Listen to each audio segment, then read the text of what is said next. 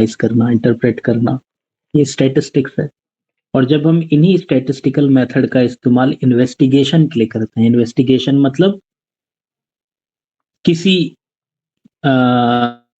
Problem के solution को खोजने के लिए हम इन स्टैटिस्टिकल मेथड का इस्तेमाल करते हैं, तो उसे स्टैटिस्टिकल इन्वेस्टिगेशन कहते हैं। स्टैटिस्टिकल इन्वेस्टिगेशन में कई सारे डिफरेंट स्टेजेस होते हैं। सबसे पहले तो आपको इन्वेस्टिगेशन को अच्छी तरह से प्लान करना होगा। एक वेल प्लान्ड स्टैटिस्टिकल इन्वेस्टिगेशन से ही सही कंक्लूजन निकलते हैं, मीनिंगफुल कंक्लूजन निकलते हैं। अगर आपका स्टैटिस्टिकल इन्वेस्टिगेशन वेल प्लान्ड नहीं होगा, तो आप जो भी कुछ कर रहे हैं, चाहे वो डेटा के कलेक्शन से लेके इंटरप्रिटेशन तक, कुछ भी आपका रिलायबल नहीं होगा। ठीक है ना? तो इसीलिए सबसे ज्यादा जरूरी है स्टैटिस्टिकल इन्वेस्टिगेशन की प्लानिंग। रही बात कलेक्शन ऑफ डेटा की, ये तो पिछले वाले टॉपिक में हम पढ़ चुके हैं। ठीक है। ऑर्गेनाइजेशन ऑफ डेटा के बारे में काफी कुछ आज बता दूंगा, और भी इसके बारे में बात होगी आने वाले चैप्टर में। मतलब ऑर्गेनाइजेशन ऑफ डेटा हमें आगे चल के पढ़ना है, पर काफी कुछ आपको आज समझा भी दूंगा। प्रेजेंटेशन तो बहुत इंपॉर्टेंट टॉपिक है, आगे पूरा चैप्टर आने वाला है। एनालिसिस ऑफ डेटा में बहुत सारे स्टैटिस्टिकल मेथड्स होते हैं जो हमें आगे चल के एक एक करके पढ़ने हैं, जैसे कि measure of central tendency, dispersion, correlation, ये सब क्या है? एनालिसिस ऑफ डेटा ही तो है। एनालिसिस ऑफ डेटा मतलब स्टैटिस्टिकल मेथड जिनका इस्तेमाल किया जाता है डेटा को एनालाइज करने के लिए। तो बेसिकली यहाँ पर जो मेन पार्ट है वो ये प्लानिंग वाला पार्ट है। हमारे सिलेबस में भी इस पर जोर दिया गया है कि भाई स्टैटिस्टिकल इन्वेस्टिगेशन में प्लानिंग समझ कर आना। तो बहुत ज्यादा चांसेस हैं कि वो हमसे पूछ ले कि भाई प्लानिंग क्या है, या इससे जुड़ा हुआ कोई सवाल पूछ ले। सवाल कैसे पूछे जा सकते हैं? जाहिर सी बात है कि जब ये टॉपिक खत्म होगा तो हम इसके एमसीक्यूज प्रैक्टिस करेंगे, एक आइडिया लेने के लिए कि हाँ भाई अगर आपने टॉपिक पढ़ा है तो ऐसे ऐसे सवाल तैयार करो। ठीक है। हाँ, लेकिन याद रखना जो कॉन्सेप्ट होता है वही रामबाण है, वही आपको याद रखना है। क्योंकि सवाल तो एक ही टॉपिक से कितने भी बनाए जा सकते हैं, आप कितने एमसीक्यूज प्रैक्टिस करके जा सकते हो, उसकी एक सीमा होगी ना। और जरूरी तो नहीं कि आपने जो एमसीक्यू प्रैक्टिस किया वही एग्जाम में आ जाएगा, पर जो आपने कॉन्सेप्ट समझा हुआ है, सवाल वहां से आएगा, ये तो पक्का है। तो समझने पर ध्यान ज्यादा। एक एक करके मैं इन सारी चीजों को एक्सप्लेन करूंगा। सबसे पहले हम बात करते हैं कि जब भी हम स्टैटिस्टिकल इन्वेस्टिगेशन करते हैं तो उसमें सबसे पहला स्टेज होता है प्लानिंग वाला। ठीक है ना? Preliminary stage. भाई पहले आप स्टैटिस्टिकल इन्वेस्टिगेशन को अच्छे से प्लान करो। प्लानिंग में क्या क्या होता है, जैसे भाई पहले तो तुम समस्या को समझो, क्योंकि ये इन्वेस्टिगेशन है, यानी कि जरूर आप किसी समस्या के समाधान को खोज रहे हैं, है ना? आप कोई प्रॉब्लम रिलेटेड स्टडी कर रहे हैं, आप कोई नॉलेज गेन करना चाहते हैं, कुछ स्टडी करके किसी चीज के बारे में जानना चाहते हैं कि ऐसा क्यों हो रहा है। ठीक है ना?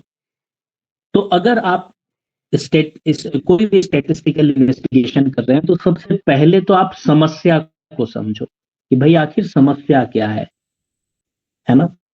जैसे मान लीजिए कि मैंने आपको एक एग्जांपल दिया था कि एक कॉलेज में जो कॉलेज एडमिनिस्ट्रेशन है, उनकी समस्या ये है कि एडमिशन कम हो रहा है, या उनकी समस्या ये है कि पिछले कई टाइम से उनका रिजल्ट बहुत कम आ रहा है, बहुत लो आ रहा है। या फिर मान लो कोई कॉलेज है जहां पर जो नंबर ऑफ ड्रॉप आउट्स हैं वो बढ़ते जा रहे हैं, या एक कॉलेज है जिसकी कैंपस प्लेसमेंट कम होती जा रही। तो वो जानना चाहते हैं कि यार इसके पीछे क्या कारण है। तो भाई कारण तो आंकड़ों से ही समझ में आएगा। भाई अगर आपको किसी भी चीज का कारण जानना है तो उसके लिए आप आंकड़े चाहिए, डेटा चाहिए, है ना? और उस डेटा का प्रॉपर स्टेटिस्टिकल मैनर में अगर आप उस डेटा के साथ रिसर्च करोगे तो आप उस समस्या के कोर तक पहुंच जाओगे और उसका समाधान भी खोज निकालोगे। यही इन्वेस्टिगेशन है। तो पहले तो आपको ये पता होना चाहिए कि प्रॉब्लम क्या है। फिर आपको पता होना चाहिए कि यार उस आ, समस्या आ, का समाधान करने के लिए आपको जो डेटा चाहिए वो डेटा कहाँ से आएगा, कितना डेटा आपको चाहिए, क्या आपको कंप्लीट डेटा कलेक्ट करना है या सैंपल से काम हो जाएगा। आपको वो डेटा कलेक्ट करने के लिए या वो रिसर्च करने के लिए समय कितना है। कहीं ऐसा तो नहीं है कि जो आपसे इन्वेस्टिगेशन करवा रहा हो वो इन्वेस्टिगेशन टाइम बाउंड हो कि भाई उसको 4 महीने के अंदर रिजल्ट चाहिए। अगर ऐसा हो तो आप उस समय को ध्यान में रखकर अपना मेथड चुनोगे। भाई आप कोई भी ऐसा डेटा कलेक्शन का मेथड नहीं चुनोगे जो बहुत टाइम कंज्यूमिंग होता हो। फिर आप अपना बजट भी देखोगे कि भाई बजट कितना है। आप उस बजट के दायरे में रहकर अपने रिसर्च को परफॉर्म करोगे, कहीं मामला आउट ऑफ बजट ना चला जाए। ठीक है। तो बहुत सारी चीजें आपको पहले से प्लान करनी होती हैं। जब आप चीजें अच्छे से प्लान करके आगे बढ़ते हो तो फिर वो इन्वेस्टिगेशन से एक सक्सेसफुल कंक्लूजन, एक सही रिजल्ट निकल पाता है ना। सही समाधान आपको मिल पाता है। तो प्लानिंग मोस्ट इंपॉर्टेंट है और हमारे सिलेबस का भी मेन पार्ट प्लानिंग ही है। ये सब भी हमारे सिलेबस का पार्ट है, पर ये तो हमें आगे चल के पढ़ना ही है एक एक करके, जिसमें कलेक्शन ऑफ डेटा हम पढ़ चुके हैं ऑलरेडी। बाकी सारी चीजें ही तो हमें आगे चल के पढ़नी है। तो एक ब्रीफ में हर एक चीज बता दूंगा, पर ये चीजें आगे चल के हमको एकदम डिटेल में पढ़नी है। तो बात करेंगे प्लानिंग ऑफ स्टैटिस्टिकल इन्वेस्टिगेशन।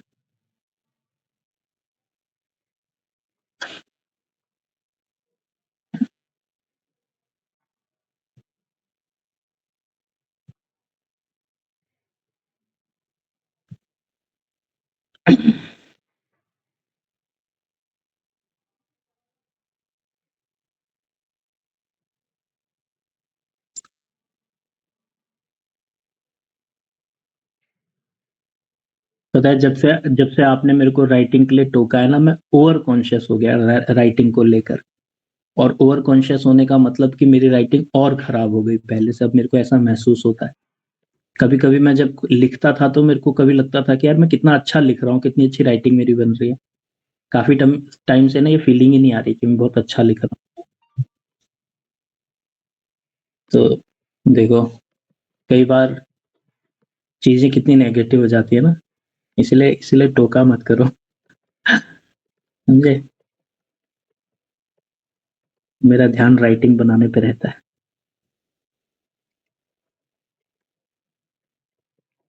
तो this is the first and most important step. सबसे पहला और सबसे इम्पॉर्टेंट स्टेप है प्लानिंग। ठीक है ना। Before collect before collecting any data, proper planning is very important. तो कोई भी डेटा कलेक्ट करने से पहले प्रॉपर प्लानिंग कर लो कि भाई, मान लो आपको समस्या नहीं पता, आपको आपका उद्देश्य नहीं पता, आपको पता ही नहीं है कि कितना डाटा कलेक्ट करना है, कहाँ से कलेक्ट करना है, किस दायरे में रहकर करना है। तो आप डेटा ही गलत उठाओगे। डेटा गलत उठाओगे तो भाई समझ लो कि जब बेस ही गलत है तो रिजल्ट कहाँ से सही आएगा। तो डेटा कलेक्ट करने से पहले आप अपने इन्वेस्टिगेशन को अच्छी तरह से प्लान कर लो। ठीक है ना। अब प्लानिंग करते समय जैसा कि मैंने कहा, इन्वेस्टिगेटर क्या क्या डिसाइड करता है कि भाई आपका ऑब्जेक्टिव क्या है, आपका स्कोप क्या है। ठीक है ना। आपके पास रिसोर्सेस क्या हैं, आपकी लिमिटेशंस क्या हैं, ये सारी चीजें।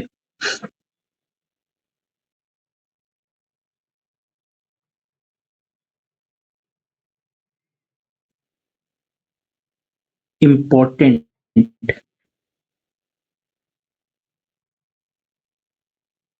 प्लानिंग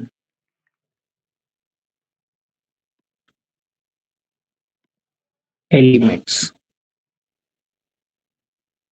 क्या क्या एलिमेंट्स हैं जो आपको प्लानिंग करते समय कंसीडर करने चाहिए? पहला,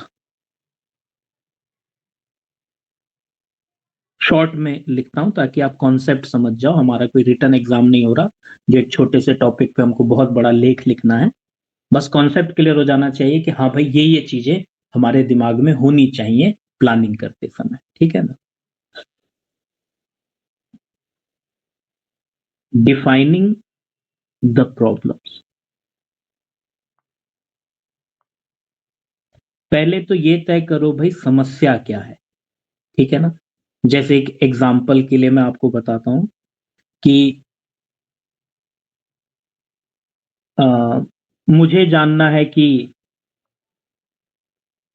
किसी भी पर्टिकुलर एरिया में या फिर जैसे उत्तराखंड में अनएम्प्लॉयमेंट कितना है, अनएम्प्लॉयमेंट के क्या कारण है, ये मेरे को जानना है, ठीक है ना?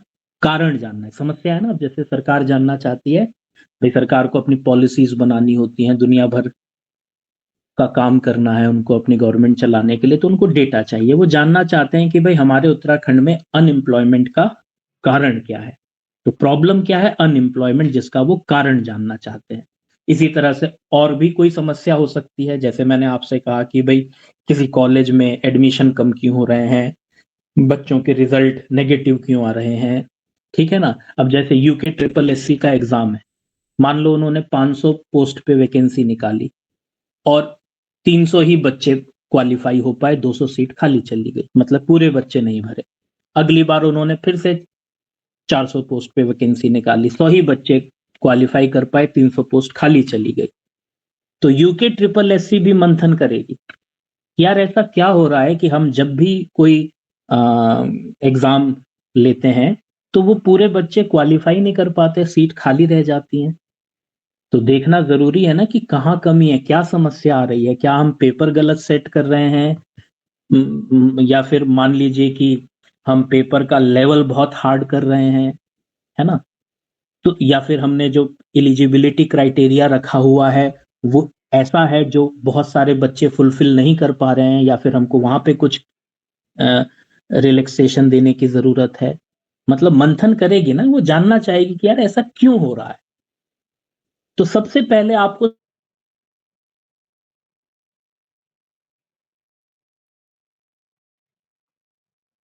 करने पड़ेंगे, पहले के आज के जो भी डाटा डेटा है वो कलेक्ट करना पड़ेगा, फिर उसको अच्छे से ऑर्गेनाइज करना पड़ेगा, एनालाइज करना पड़ेगा, फिर समझना पड़ेगा कि यार ऐसा क्यों हो रहा है। जब आप समझ जाएंगे बात को तो आप अपनी रिपोर्ट बनाकर दे देंगे कि हाँ भाई हमारे रिसर्च के हिसाब से ऐसा इन कारणों से हो रहा है। कारण क्या है कि आपका एलिजिबिलिटी क्राइटेरिया ऐसा है कि मेजोरिटी ऑफ स्टूडेंट्स उसको फुलफिल ही नहीं करते। जैसे आपने एग्जाम में ओ लेवल मांगा, 500 पोस्ट हैं पूरे उत्तराखंड में ओ लेवल, पोस्ट ग्रेजुएट 200 से ज्यादा ही नहीं है, माना एक एग्जाम्पल के लिए, तो कहाँ से तुम्हारी 500 पोस्ट फुलफिल होंगी? तो उन्होंने तय किया चलो हम अगले बार ओ लेवल हटा देंगे, ट्रिपल सी कंपलसरी कर देंगे, रिलैक्सेशन दे दिया ताकि भाई पोस्ट भरें। तो समस्या पता होगी तो ही आप रिसर्च करोगे किसी कंक्लूजन तक पहुंचोगे, कंक्लूजन तक पहुंचोगे तो ही उसका भविष्य में कोई समाधान निकलेगा।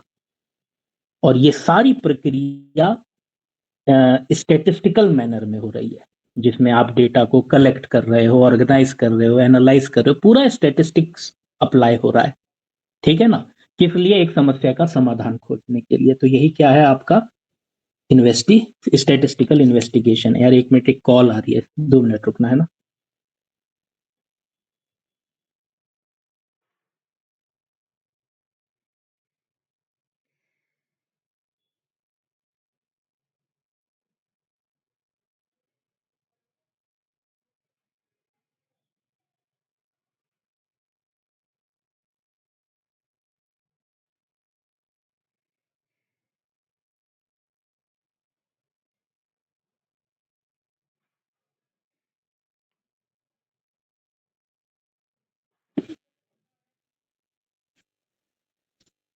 तो पहला काम क्या हो गया, defining the problem,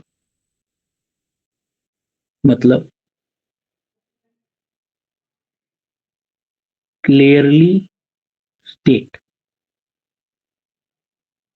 the issue to be study. पता होना चाहिए कि भैया आपको क्या स्टडी करना है ना। एग्जाम्पल के लिए,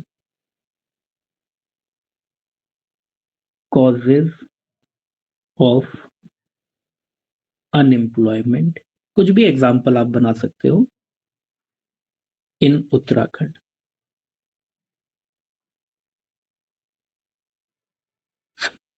ठीक है ना। तो पहले तो आप समस्या को समझो कि भाई आखिर प्रॉब्लम क्या है। प्रॉब्लम समझ में आ गई तो अगला स्टेज क्या होगा, ऑब्जेक्टिव ऑफ इन्वेस्टिगेशन। आप अपने इन्वेस्टिगेशन का ऑब्जेक्टिव सेट करो। प्रॉब्लम समझ में आ गई तो अब उस प्रॉब्लम का समाधान निकालने के लिए पहले अपना ऑब्जेक्टिव सेट करो कि भाई ऑब्जेक्टिव क्या है आपका। अब जैसे मान लो कि मेरे से पूछा गया है कि भाई एम्प्लॉयमेंट के क्या कारण है, तो बताओ मैं अपना क्या ऑब्जेक्टिव सेट करूंगा, क्योंकि जब तक मेरा ऑब्जेक्टिव सेट नहीं होगा मैं डेटा गलत चुन सकता हूं एनालिसिस के लिए। मतलब सही डेटा का चुनाव करना, सही जगह से सही डेटा, पर्याप्त मात्रा में डेटा तभी कलेक्ट हो पाएगा जब आपका ऑब्जेक्टिव क्लियर होगा, प्री डिसाइडेड होगा। अब जैसे मेरे से पूछा गया है कि यार अनएम्प्लॉयमेंट के क्या कारण है उत्तराखंड में, हमें ये जानना है, तो मैं देखूंगा कि यार कौन कौन से ऐसे फैक्टर्स हैं जो एम्प्लॉयमेंट को प्रभावित करते हैं, है ना। मैं पहले तो पॉपुलेशन से रिलेटेड डेटा कलेक्ट करूंगा, ठीक है ना। फिर मैं उस पॉपुलेशन की इनकम से रिलेटेड डेटा कलेक्ट करूंगा। फिर मैं देखूंगा कि उस पॉपुलेशन में कितने एम्प्लॉयड हैं, कितने अनएम्प्लॉयड हैं, मतलब जो भी फैक्टर है। फिर मैं उनके एज से रिलेटेड डेटा कलेक्ट करूंगा, ठीक है ना। उनके एजुकेशन से रिलेटेड डेटा कलेक्ट करूंगा ताकि पता चले कि यार अनएम्प्लॉयमेंट के पीछे कारण कहीं इलिटरेसी तो नहीं है ना। तो जो भी फैक्टर्स अनएम्प्लॉयमेंट के कारण हो सकते हैं, एम्प्लॉयमेंट को प्रभावित कर सकते हैं, मैं उन सभी फैक्टर से रिलेटेड डेटा कलेक्ट करूंगा। ये मैंने ऑब्जेक्टिव सेट किया अपना, क्योंकि जब तक मैं ऑब्जेक्टिव सेट नहीं करूंगा मैं सही डेटा कलेक्ट नहीं कर पाऊंगा। अरे डेटा तो कितना सारा है, आपको कौन सा चाहिए। भाई डेटा तो दुनिया में असंख्य है, आपको कौन सा डेटा चाहिए, उसके लिए आपका ऑब्जेक्टिव क्लियर होना चाहिए। तो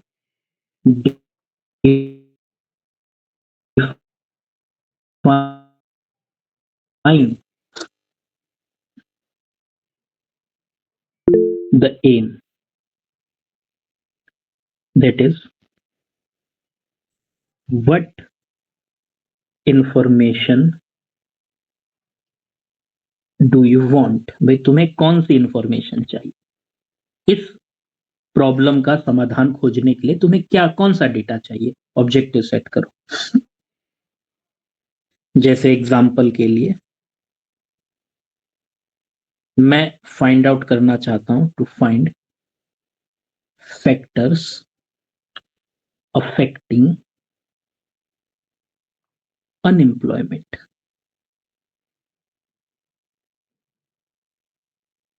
मैं अनएम्प्लॉयमेंट के कारण जानने के लिए उद्देश्य मैंने बनाया, एम सेट किया कि भाई मैं उन फैक्टर्स का पता लगाऊंगा जो अनएम्प्लॉयमेंट को प्रभावित करते हैं, ठीक है ना।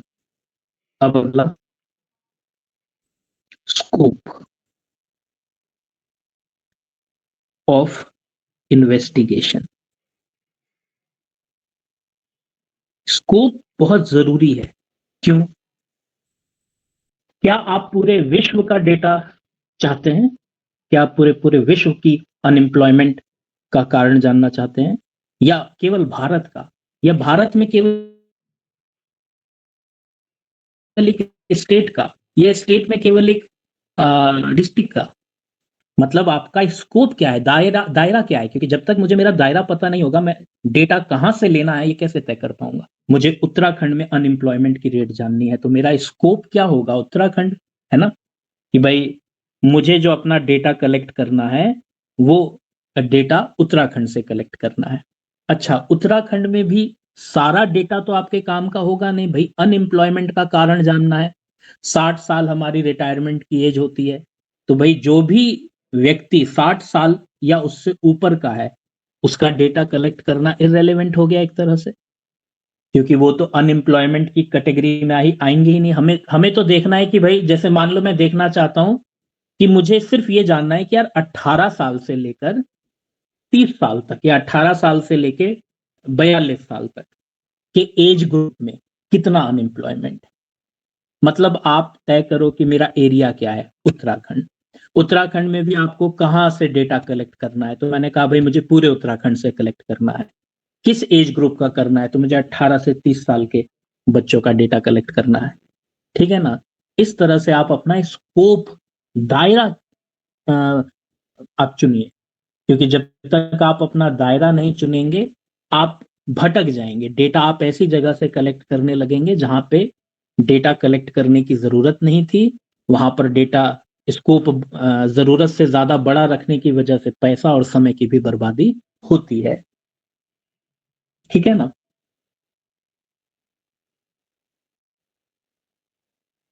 जैसे हम जैसे एक एग्जांपल के लिए मान लो मैं कोई फोन लेने वाला, अब मैं फोन का ना रेट पता करना चाहता हूँ कि यार फोन का मतलब सही रेट किस दुकान में मिल रहा है। तो मेरा एक दायरा होगा ना, मैं अब जैसे देहरादून में रहता हूँ तो देहरादून का एक दायरा होगा। अब मैं रेट पता करने दिल्ली थोड़ी चला जाऊंगा। क्या मैं जा नहीं सकता? हाँ मैं जा सकता हूँ, मैं दिल्ली जाकर भी रेट पता कर सकता हूँ, वहां सस्ता मिलेगा तो वहां से ले लूंगा। पर समय पैसे की बर्बादी क्या जरूरत है, फोन ही तो खरीदना है। तो मैं अपना दायरा चुनूंगा कि भाई मैं ये देहरादून में इस पर्टिकुलर एरिया में जितनी दुकानें हैं पूछ लेता हूँ, जहां सस्ता पड़ेगा वहां से ले लूंगा। एक आइडिया लग जाएगा कि भाई फोन आज की डेट में मार्केट में कितने का है ना। कोई भी काम करने से पहले आप ये स्कोप तय करते हो, अदरवाइज आप अननेसेसरली अपने समय और पैसे की बर्बादी करेंगे। ठीक है ना। Scope, decide the boundaries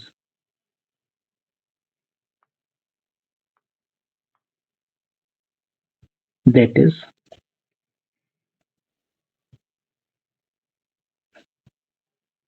which area or population to include। जो डेटा आप कलेक्ट करोगे वो किस एरिया से करोगे, किस पॉपुलेशन से करोगे। एग्जाम्पल के लिए जैसे मान लीजिए मैंने अपना स्कोप डिसाइड किया है, मैंने तय किया है ओनली, भाई उत्तराखंड, जाहिर सी बात है एरिया तो उत्तराखंड हो गया, लेकिन उत्तराखंड में ओनली यूथ एज्ड 18 to 30 इन उत्तराखंड। अब ये मेरा स्कोप मैंने तय कर, भाई मैं उत्तराखंड में केवल 18 से 30 साल के लोगों का डेटा उठाऊंगा। ठीक है ना। और देखूंगा कि भाई बेरोजगारी का क्या कारण है इनमें। ठीक है ना, क्योंकि ज्यादातर जो रोजगार पाने की उम्र होती है वो यही है। ठीक है ना। अब चौथा, स्कोप आपने तय कर लिया, अब आप तय करो पीरियड, पीरियड ऑफ इन्वेस्टिगेशन।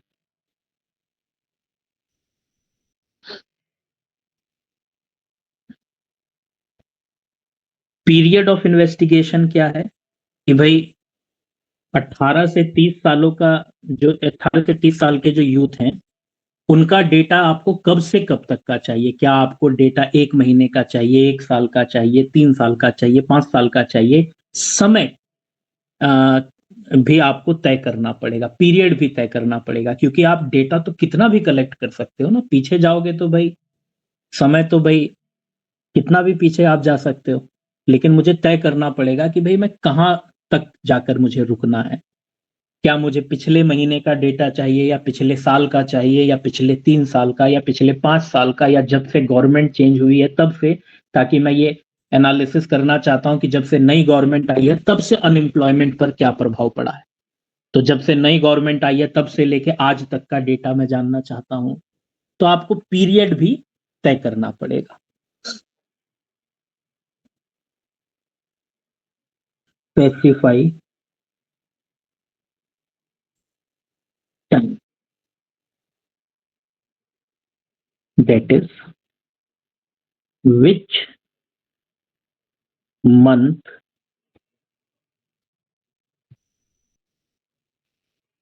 और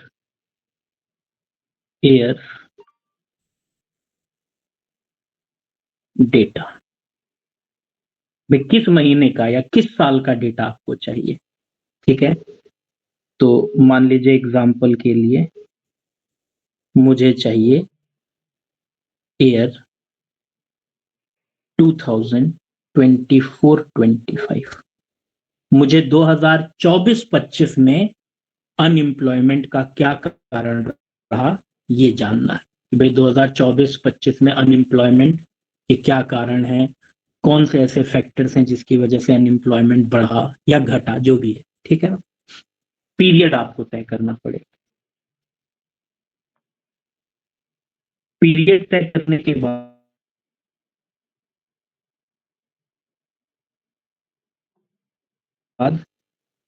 टाइप ऑफ इन्वेस्टिगेशन, ये टाइप ऑफ इन्वेस्टिगेशन पर अलग से क्लास लूंगा जिसमें डिटेल में बात करेंगे कि टाइप ऑफ इन्वेस्टिगेशन क्या होता है। अभी थोड़ा शॉर्ट में समझाता हूं टाइप ऑफ इन्वेस्टिगेशन, इस पर हम अभी डिटेल में चर्चा करेंगे। स्टार लगा देता हूं।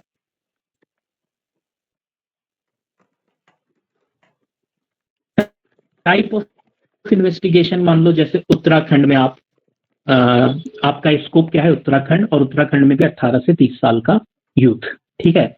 अब उत्तराखंड में 18 से 30 साल के कोई 1000-10,000 तो लोग होंगे नहीं, भाई लाखों लोग होंगे, मतलब कि बहुत बड़ा पॉपुलेशन हो गया ना ये। अब आप ये तय करो कि भाई आपको क्या सेंसस इन्वेस्टिगेशन करना है या सैंपल इन्वेस्टिगेशन करना है। सेंसस जिसमें कंप्लीट डेटा कलेक्ट होता है, क्योंकि जिस तरह की समस्या का आप समाधान खोज रहे हो वहां पर तो पॉपुलेशन बहुत लार्ज है। पूरे उत्तराखंड की कितनी बड़ी पॉपुलेशन है, उसमें से भी 18-30 साल का यूथ कम तो होगी नहीं, ह्यूज पॉपुलेशन है। कंप्लीट डेटा कलेक्ट करना बहुत टाइम कंज्यूमिंग भी होगा, बहुत कॉस्टली भी होगा, बिल्कुल इररेलेवेंट है। तो जाहिर सी बात है कि यहां पर मैंने तय किया कि मैं सैंपल इन्वेस्टिगेशन करूंगा। दो तरह की इन्वेस्टिगेशन होती है, यानी एक सेंसस इन्वेस्टिगेशन जहां पर आप प्रोसेस ऑफ इन्यूमरेशन अप्लाई करते हो, ध्यान है ना, प्रोसेस ऑफ इन्यूमरेशन, जिसमें आप कंप्लीट डेटा कलेक्ट करते हो, पूरे पॉपुलेशन का डेटा कलेक्ट करते हो। और एक होता है प्रोसेस ऑफ एस्टिमेशन, जिसमें आप पॉपुलेशन में से केवल एक सैंपल उठाते हो। अब मान लीजिए कि उत्तराखंड में 18 से 30 साल का जो यूथ है उसकी पॉपुलेशन मान लीजिए कि 2 करोड़ है, ठीक है ना, एक एग्जाम्पल के लिए मान लिया। चलो मान लिया 50 लाख है, चलो 50 लाख की पॉपुलेशन है, 50 लाख का डेटा कलेक्ट करना तो बहुत मुश्किल है ना। अब मैं उस 50 लाख में से 2 लाख का सैंपल उठा लेता हूं, या 3 लाख का सैंपल उठा लेता हूं, या 1 लाख का, या एक 50,000 का सैंपल। बड़ा उठाना है, छोटा उठाना है, इस पर भी हम बाद में बात करेंगे। पर यह तय करना पड़ेगा ना कि कंप्लीट डेटा कलेक्ट करना है या सैंपल के आधार पर इन्वेस्टिगेशन करना है। स्टैटिस्टिक्स में majority of investigation is done on the basis of samples. Statistics में अधिकतर काम सैंपल के आधार पर होता है, ठीक है ना। और जब हम सैंपल के आधार पर काम करते हैं तो आपको याद है ना, 2 लॉ ऑफ स्टैटिस्टिक्स अप्लाई होते हैं। वापस ले जाता हूं इंट्रोडक्शन वाले पार्ट में, कि जब भी हम सैंपल के आधार पर काम करते हैं तो 2 लॉ अप्लाई होते हैं। जरा वैसे आप बताना, देखते हैं किसको याद है। बिना देखे टाइप करना जरा, कौन से दो लॉ होते हैं, कौन से दो लॉ होते हैं? लॉ ऑफ स्टैटिस्टिक्स पढ़ाया था इंट्रोडक्शन वाले पीडीएफ में, बिना देखे ईमानदारी से।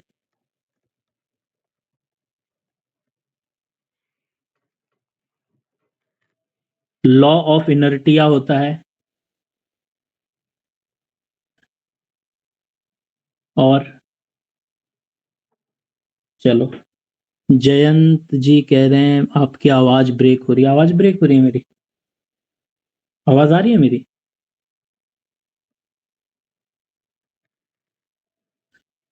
तो अगर आप कंप्लीट डेटा कलेक्ट कर रहे हो, सेंसस इन्वेस्टिगेशन कर रहे हो, फिर तो कोई दिक्कत ही नहीं है। लेकिन अगर आप सैंपल इन्वेस्टिगेशन कर रहे हो, तो देखो, पूरी पॉपुलेशन है 50 लाख की, तुम उसमें से उठा रहे हो खाली 50,000 का सैंपल। तो जब आप सैंपल के आधार पर इन्वेस्टिगेशन करते हो, तो लॉ ऑफ स्टैटिस्टिक्स अप्लाई होता है। और मैंने लॉ ऑफ स्टैटिस्टिक्स पढ़ाया है ना, पढ़ाया है।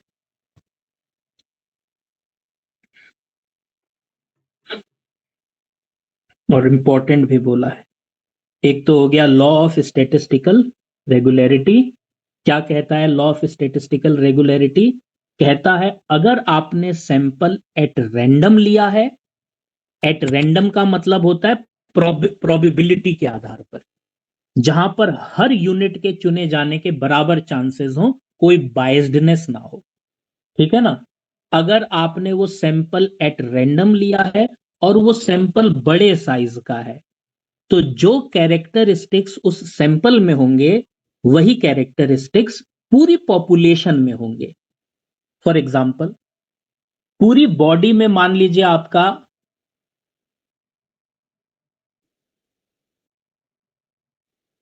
2 लीटर ब्लड है, एग्जाम्पल के लिए, ठीक है ना।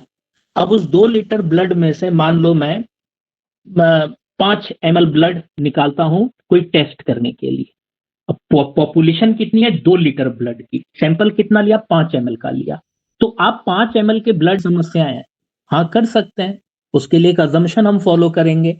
जब पूरी पॉपुलेशन 2 लीटर की और सैंपल ले रहे हो 5 ml का, तो मैं इस अजम्पशन से इस सैंपल पर स्टडी कर रहा हूं कि जो कैरेक्टरिस्टिक्स इस 5 ml के ब्लड में पाए जाएंगे, हम एज्यूम कर लेंगे कि वही इस पूरी बॉडी में जो ब्लड सर्कुलेट हो रहा है, उसमें भी यही कैरेक्टरिस्टिक्स होंगे, पूरे पॉपुलेशन में भी यही कैरेक्टरिस्टिक्स होंगे। जैसे मैंने देखा कि इसके ब्लड 5 ml के ब्लड में इन्फेक्शन पाया गया, तो मैं मानूंगा कि इसका पूरे ब्लड में 2 लीटर का जो ब्लड अंदर बॉडी के अंदर घूम रहा है, इसमें इन्फेक्शन है।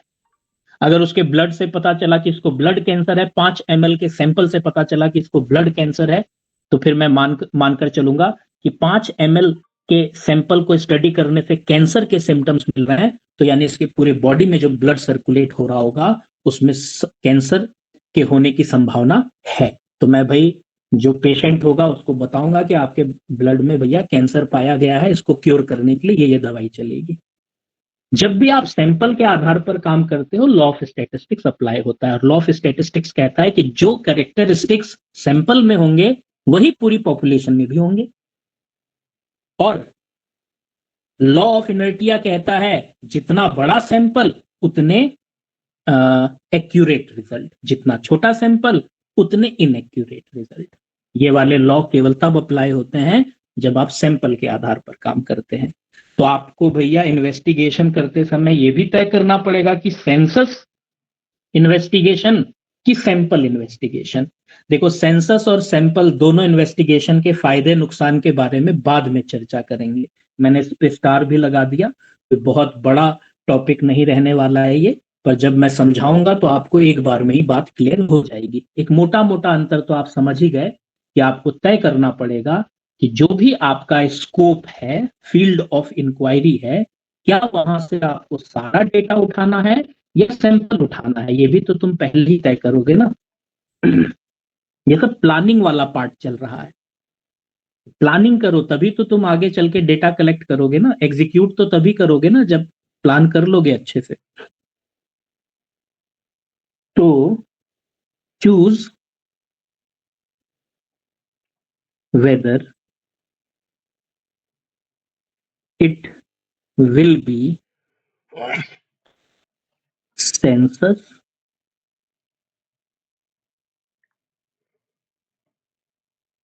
ठीक है ना। सेंसस मतलब कंप्लीट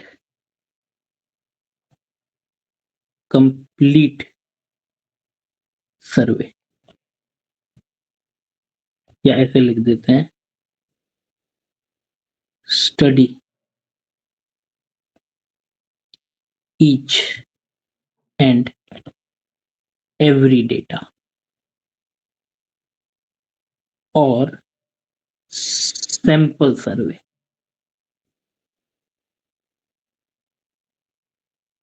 ठीक है ना। तो सेंसस क्या होता है, सैंपल क्या होता है, सेंसस इन्वेस्टिगेशन क्या है, सैंपल इन्वेस्टिगेशन क्या है, इस पे बाद में चर्चा करेंगे। अदरवाइज हमारा जो टॉपिक है वो भटक जाएगा, हम दूसरे पाथ पे चले जाएंगे। हाँ, मोटा मोटा ये समझ में आ गया होगा कि सेंसस इन्वेस्टिगेशन में कंप्लीट डेटा कलेक्ट होता है, सैंपल में केवल पार्ट ऑफ पॉपुलेशन को हम लोग स्टडी करते हैं। तो ये भी तय करना पड़ेगा कि सेंसस या सैंपल। छठा, सेंसस सैंपल के बारे में कल बात करेंगे। इसके बाद आपको तय करना पड़ेगा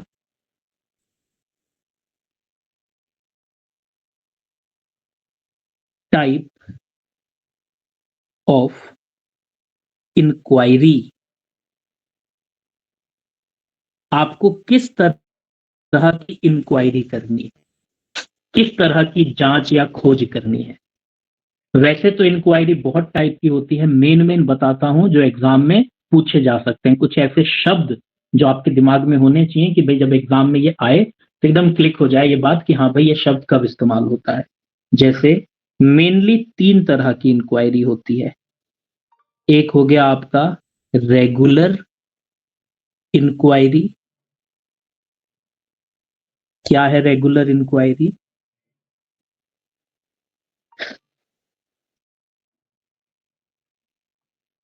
रिपीटेड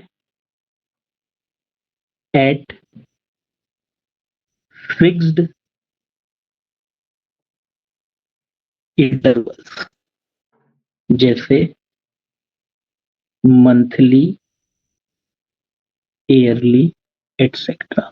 वो जो रेगुलर बेसिस पर आपको खोज करते रहनी होती है, रेगुलर बेसिस पे जो इंक्वायरी आपको करते रहनी होती है। जैसे कि एक एग्जांपल के लिए मान लो जो internal report, internal audit report बनती है, ठीक है ना, या जो फाइनेंशियल रिपोर्टिंग होती है, फाइनेंशियल रिपोर्टिंग तो हर साल होती है, ठीक है ना। तो फाइनेंशियल रिपोर्टिंग के लिए जो आप डेटा कलेक्ट करते हो वो रेगुलर बेसिस पर करते हो, तो वहां पे जो टाइप ऑफ इंक्वायरी होगी वो रेगुलर होगी, वो बार बार होगी फिक्स्ड इंटरवल में, हर महीने, हर 3 महीने पे, हर साल पे, ठीक है ना। एक होता है एडॉक इंक्वायरी। एडॉक इंक्वायरी क्या होता है?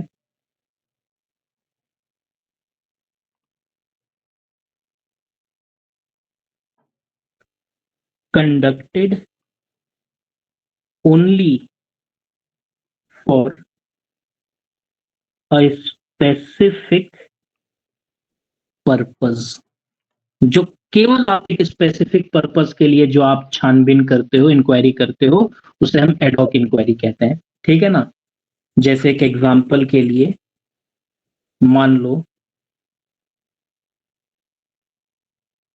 किसी साल फ्लड हो, है ना, बाढ़ आ गई, तो मैं सर्वे करना चाहता हूं बाढ़ से क्या क्या डैमेज हुआ। अब ये वाला सर्वे तो एक ही बार होगा ना, बार बार थोड़ी होगा। तो इस तरह की जो इंक्वायरी होगी, इस तरह के प्रोसेस से जो डेटा कलेक्ट होगा उसे हम एडॉक इंक्वायरी कहेंगे, क्योंकि ये एक बार होगा, ठीक है ना।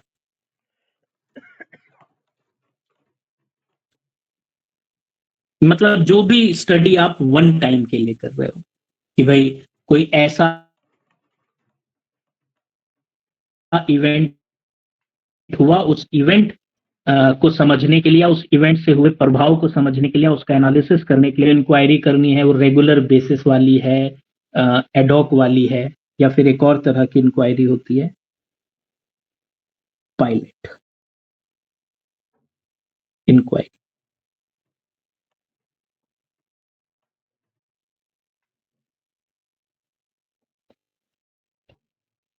पायलट इंक्वायरी क्या होती है?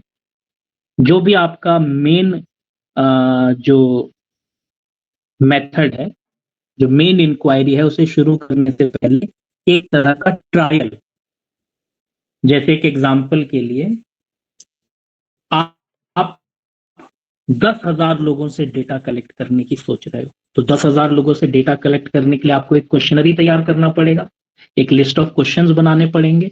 उस लिस्ट ऑफ क्वेश्चंस के आधार पर आप लोगों से डेटा कलेक्ट करोगे। तो 10,000 लोगों से डेटा कलेक्ट करने से पहले हमने तय किया कि हम 100 लोगों पर ट्रायल करेंगे। हमने जो भी लिस्ट ऑफ क्वेश्चंस तैयार किए हैं, हम उसका 100 लोगों पे ट्रायल करेंगे। जब 100 लोगों पे ट्रायल करके डेटा कलेक्ट करेंगे तो हमको पता चलेगा कि भाई हमारी जो क्वेश्चनरी है उसमें क्या क्या कमियां हैं। जैसे 100 लोगों से डेटा कलेक्ट करने के बाद पता चला कि यार हम जो चाह रहे थे उसमें से ये वाला डेटा तो मिल ही नहीं रहा है। क्यों? क्योंकि सवाल हम गलत पूछ रहे हैं, तो चलो सवाल को बदल दो। या फिर हमें ये वाला डेटा चाहिए तो इसके लिए ये वाला सवाल ऐड कर दो। ये वाला सवाल पूछने से हमको सामने वाला जो है वो डेटा हमको नहीं दे रहा है। जैसे मान लो आपने जो सवाल लिखा है उससे दूसरा क्या हो रहा है कि गुस्सा हो जा रहा है या उसको बुरा लग रहा है वो सवाल, तो आपने उसको उस तरह से मॉडिफाई किया इंप्रूवमेंट करने के लिए कि भाई मेरा जो लिस्ट ऑफ क्वेश्चनरी है वो एकदम परफेक्ट हो। जब मैं उस लिस्ट ऑफ क्वेश्चनरी को लेकर किसी इंफॉर्मेंट के पास जाऊं तो वहां से मेरे को सारा डिजायर्ड इंफॉर्मेशन, सारा डेटा मेरे को मिल जाए आसानी से। तो इसके लिए आप एक ना ट्रायल इंक्वायरी करते हो। 10,000 लोगों से आपको डेटा लेना है तो पहले 100 लोगों से लेकर देखो, आपको पता चल जाएगा कि आपकी प्रक्रिया में क्या क्या कमियां हैं। फिर आप उस कमियों को सुधारो और फिर आप मेन इंक्वायरी में लग जाओ, फिर आप उन 10,000 लोगों से डेटा कलेक्ट करने में लग जाओ। ठीक है ना? एक ट्रायल बहुत जरूरी है। जैसे एक एग्जांपल के लिए मान लो कोई कंपनी है जो एक फोन लॉन्च कर रही है, तो फोन लॉन्च करने से पहले वो अपने 100 पूरी पॉपुलेशन है, पूरे भारत में फोन लॉन्च कर रही है, करोड़ों लोग उसको कंज्यूम करेंगे। अब करोड़ों लोग कंज्यूम करके उसमें कमियां निकाल दें, ये तो बहुत बुरी स्थिति हो जाएगी। पहले आप अपने उन फोन को अपने 100 एम्प्लॉइज को दे दो, वो उसको रेगुलर बेसिस पे यूज करके जो कमियां निकालना होगा निकाल देंगे, जो फीडबैक देना होगा दे देंगे, आपको जो सुधार करना होगा कर लेना। जब सब कुछ परफेक्ट हो जाएगा तब उस फोन को आप लॉन्च करना, तो उसके सक्सेस होने के चांसेस बढ़ जाते हैं। उसी तरह से आप भी तो इंक्वायरी करोगे ना भाई। डेटा कलेक्ट करने के लिए आपको इंक्वायरी करनी पड़ेगी, लोगों से पूछताछ करना पड़ेगा, लोगों से सवाल पूछोगे, उनके जवाबों को रिकॉर्ड करोगे, डेटा कलेक्ट करोगे। तो इसके लिए आपके सवाल अच्छी क्वालिटी के हों, उनके उनमें क्लैरिटी हो, रेलेवेंट सवाल पूछे जाएं, ऐसे सवाल पूछे जाएं कि ज्यादा से ज्यादा जानकारी आपको मिल सके। सवालों में कुछ कमियां तो नहीं है, आपकी प्रक्रिया में कुछ कमियां तो नहीं है, इन सबको जानने के लिए आप एक पायलट इंक्वायरी करते हो। ठीक है ना? पायलट इंक्वायरी को आप कह सकते हो स्मॉल ट्रायल सर्वे, या आप इसे कह सकते हो preliminary inquiry.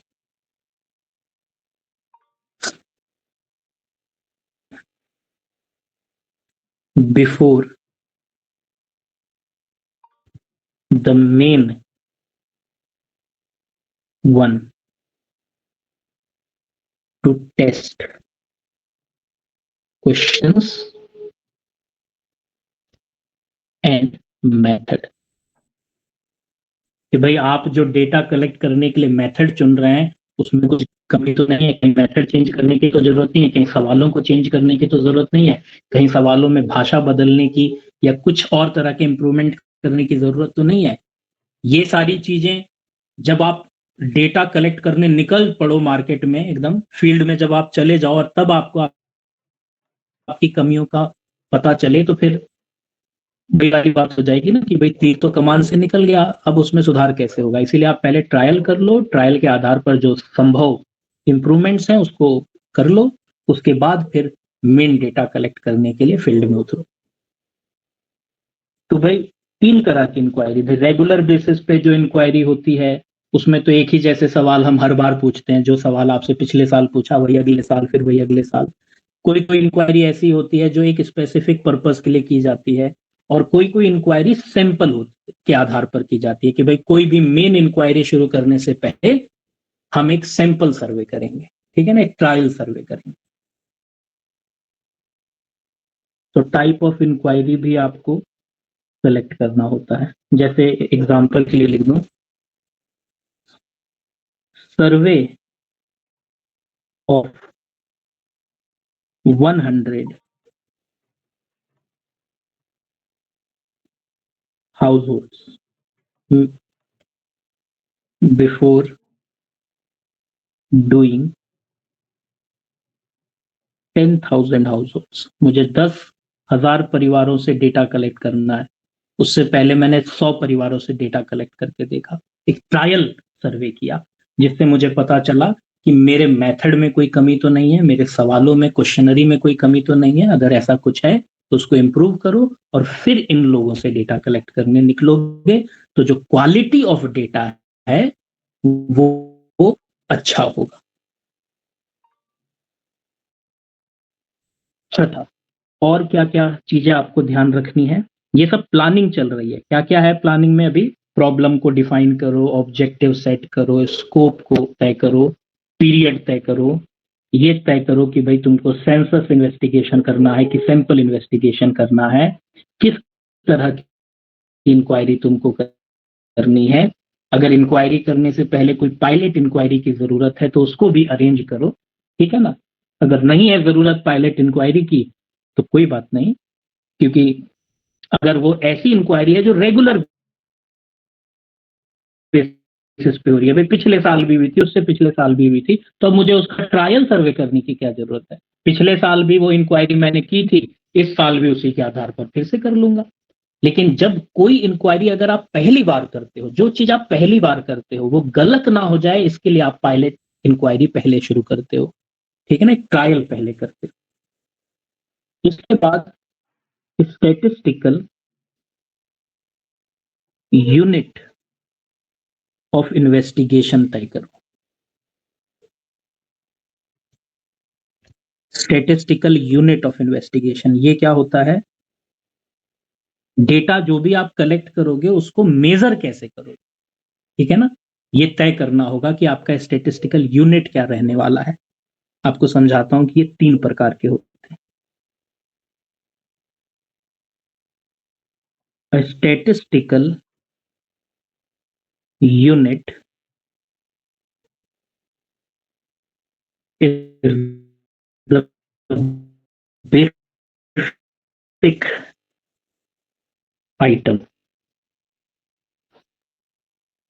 that is counted or measured during the investigation।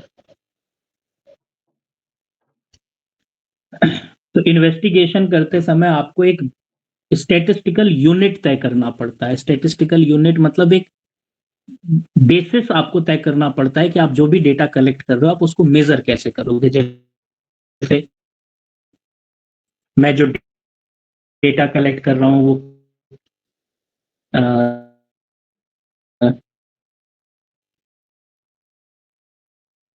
रुपए में कर रहा हूँ, वो क्या बोलते हैं कि हाउस होल्ड, परिवार का डेटा कलेक्ट कर रहा हूँ, पर फैमिली, पर पर्सन, पर रुपी, एक यूनिट तय करना बहुत जरूरी है, ठीक है ना। ये भी कई तरह के होते हैं, जैसे टाइप्स, शॉर्ट में समझाता हूँ।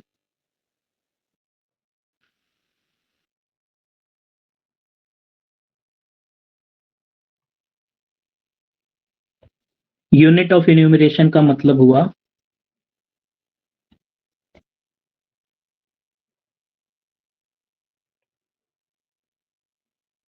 मेरी आवाज बहुत ब्रेक हो रही है।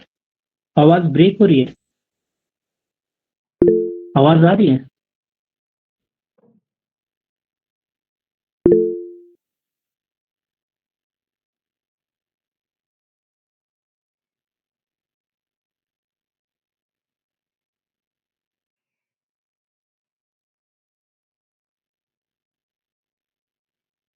एक मिनट रुको है, मैं रिकनेक्ट कर लेता हूँ आपके सेटिस्फेक्शन के लिए।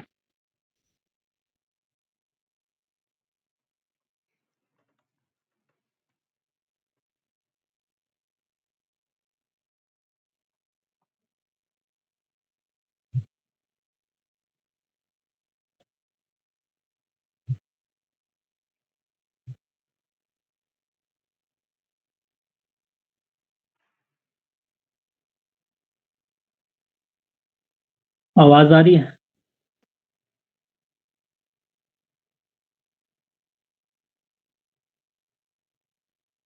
आवाज आ रही है।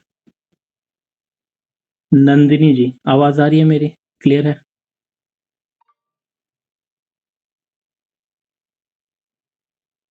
क्लियर है ना? आगे बढ़ते हैं। जैसे प्रोसेस ऑफ इन्यूमरेशन का मतलब हुआ व्हाट यू काउंट। ठीक है।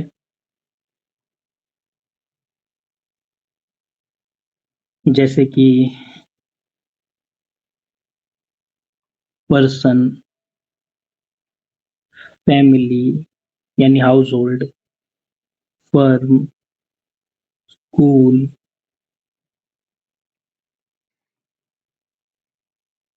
एटसेट्रा, ये यूनिट ऑफ इन्यूमरेशन कहलाता है। जैसे एक एग्जांपल के लिए मुझे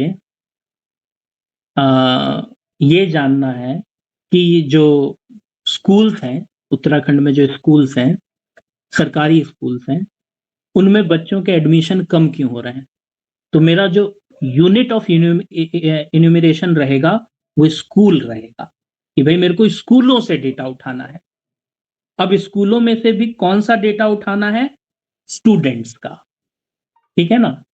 स्टूडेंट्स में से भी क्या, कौन सा डेटा? उनके मार्क्स का। ठीक है ना? तो एक तो हो गया यूनिट ऑफ इन्यूमरेशन। जैसे एक एग्जांपल के लिए अ, चलो अब एग्जांपल इसका एक साथ दूंगा। एक होता है आपका unit of measurement. Unit of measurement क्या होता है? इन विच यू मेजर। जैसे कि रुपी में, लीटर में, मीटर में, एटसेट्रा। और एक होता है आपका unit of analysis. Unit of analysis हो गया हाउ यू कंपेयर। जैसे कि रेट हो गया, रेशो हो गया, एवरेज हो गया, एटसेट्रा। आइए इसको एक सिंपल एग्जांपल से समझते हैं। क्या है ये तीन तरह के यूनिट?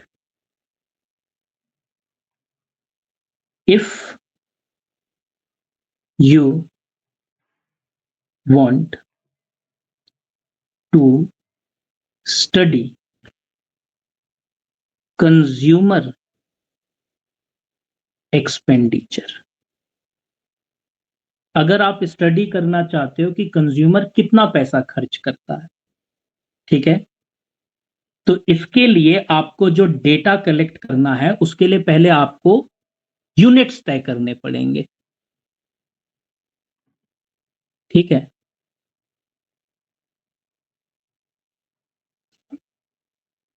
इन्यूमरेशन वो तो हाँ, प्रोसेस ऑफ इन्यूमरेशन है, अभी तो मैं यूनिट की बात कर रहा हूं। आपने सही कहा कि इन्यूमरेशन, प्रोसेस ऑफ इन्यूमरेशन का मतलब होता है कि जब फील्ड ऑफ इंक्वायरी छोटी होती है तब हम प्रोसेस ऑफ इन्यूमरेशन प्रिफर करते हैं, यानी कंप्लीट डेटा कलेक्शन यानी सेंसस इन्वेस्टिगेशन हम प्रिफर करते हैं। यहाँ पे मैं यूनिट की बात कर रहा हूँ। यूनिट आप ध्यान से सुनना।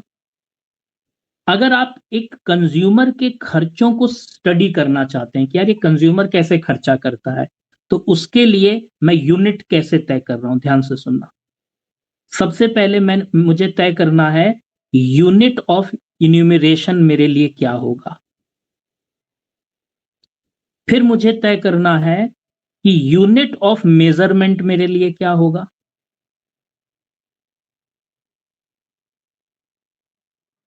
फिर मुझे तय करना है कि यूनिट ऑफ एनालिसिस मेरे लिए क्या होगा। ये 3 चीजें मुझे तय करनी है कंज्यूमर का एक्सपेंडिचर को स्टडी करने के लिए। अब कंज्यूमर के एक्सपेंडिचर को स्टडी करना है तो तुम्हें कहां जाना पड़ेगा? हाउस होल्ड का डेटा कलेक्ट करना पड़ेगा। हाउस होल्ड, परिवारों से डेटा लेना पड़ेगा, ठीक है ना। अब हाउस होल्ड में भी आपको जो भी आप डेटा कलेक्ट करोगे उसको रुपए में मेजर करना होगा। भाई मैं हाउस होल्ड से डेटा कलेक्ट करूंगा ना, भाई कंज्यूमर कौन है? हाउस होल्ड है। जैसे हम, हमारा जो हाउस होल्ड, हमारा जो परिवार है, हम लोग कंज्यूमर ही तो है ना। न जाने भारत में कितने हाउस होल्ड्स होंगे जो रोज के रोज कंजम्पशन करते हैं। तो कंजम्पशन का डेटा आप कहां से कलेक्ट करोगे? हाउस होल्ड से।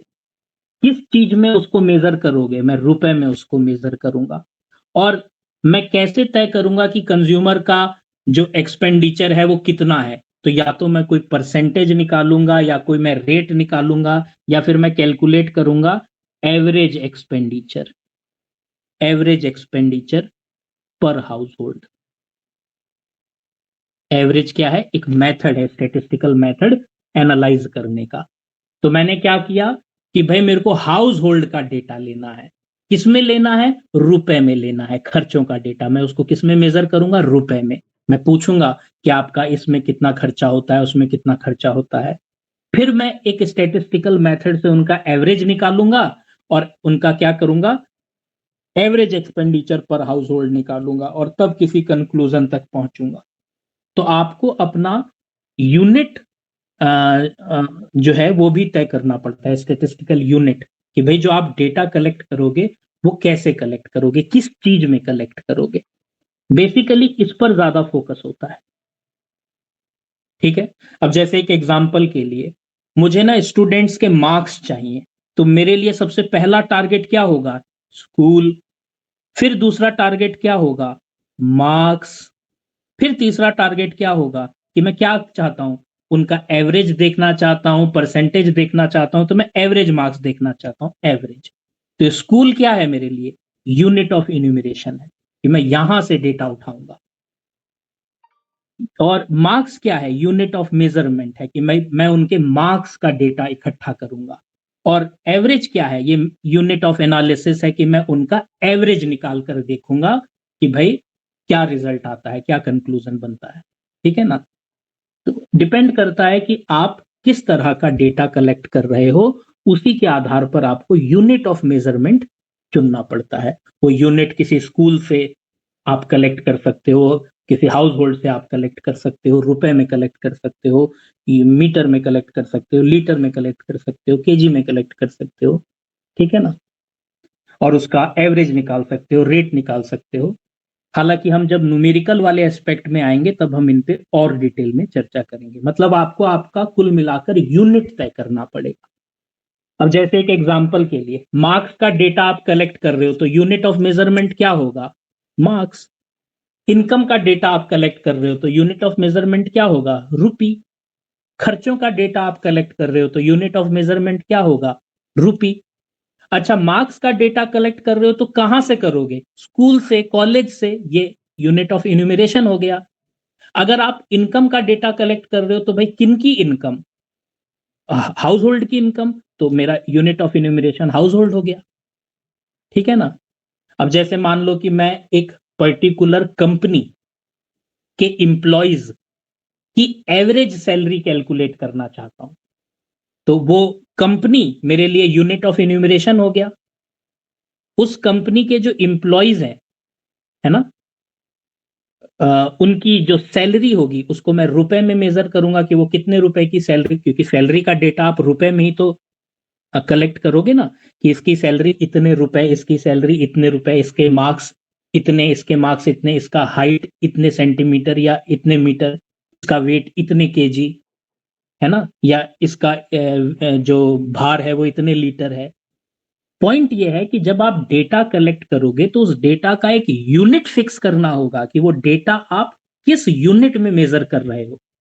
उस डेटा को आप मीटर में कलेक्ट कर रहे हो, लीटर में कलेक्ट कर रहे हो, केजी में कलेक्ट कर रहे हो, रुपए में कलेक्ट कर रहे हो, ये भी तय करना बहुत जरूरी है। ठीक है ना, और ये डिपेंड करता है उस डेटा के नेचर पर। ठीक है ना, कि वो कहां से कलेक्ट हो रहा है, किस पर्पज के लिए कलेक्ट हो रहा है।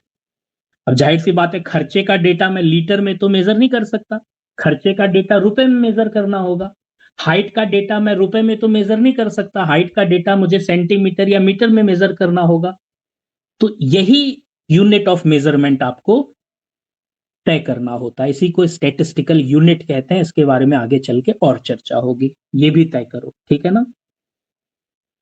अच्छा, ये तय करने के बाद कितने पॉइंट हुए? 7। 8वां पॉइंट, डिग्री ऑफ एक्यूरेसी। अब ये डिग्री ऑफ एक्यूरेसी क्या है?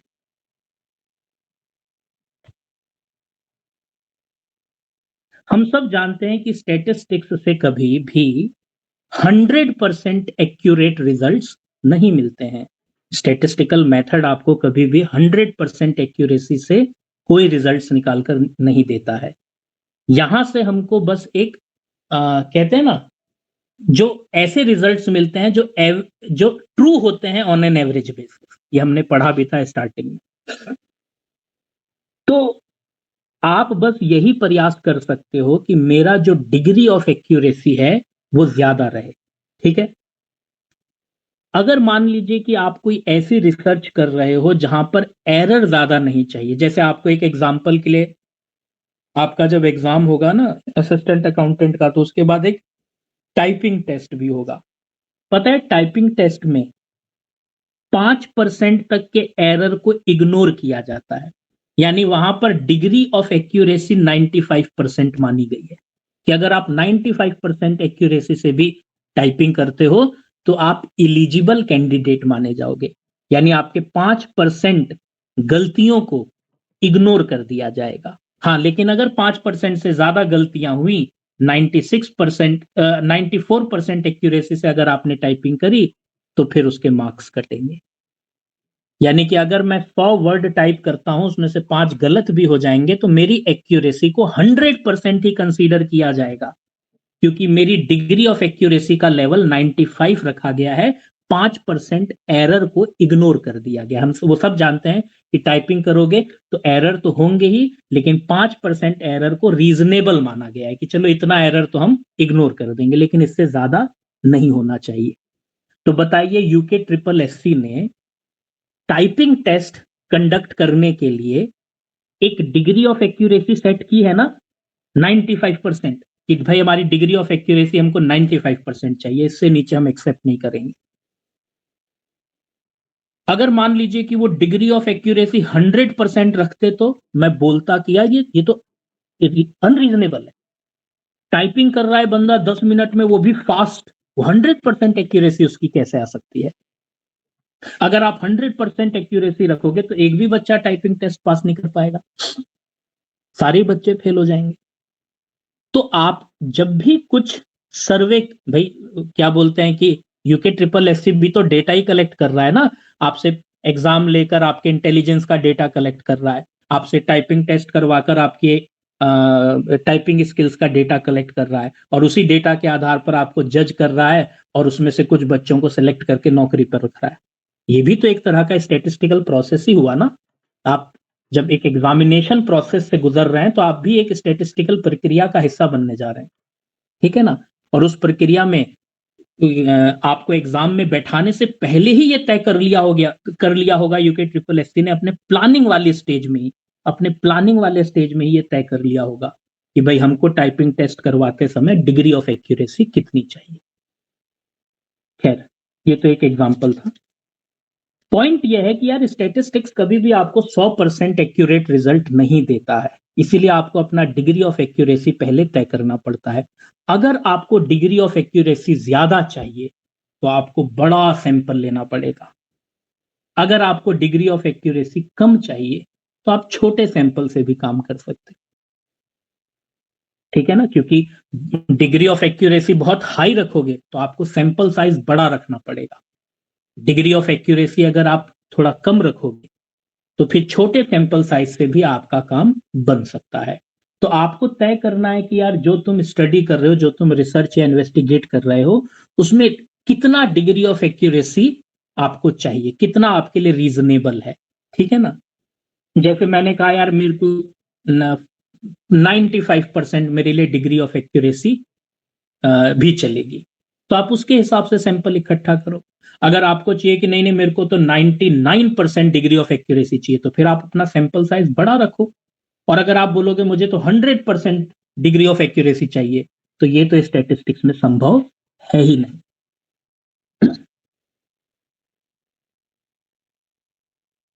Statistics never gives 100% accuracy.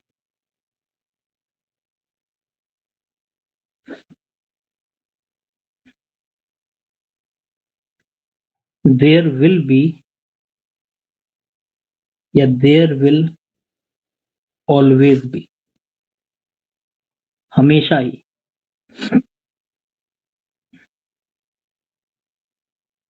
A margin of error, कुछ ना कुछ एरर तो रहेगा ही। 100% एक्यूरेसी से आप डेटा कलेक्ट नहीं कर सकते। So before starting the investigator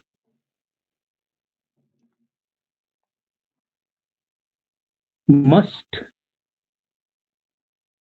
decide how much accuracy is needed। यानी कि इन्वेस्टिगेटर को पहले ही तय करना पड़ेगा कि उसे कितनी एक्यूरेसी की आवश्यकता है। ठीक है, note,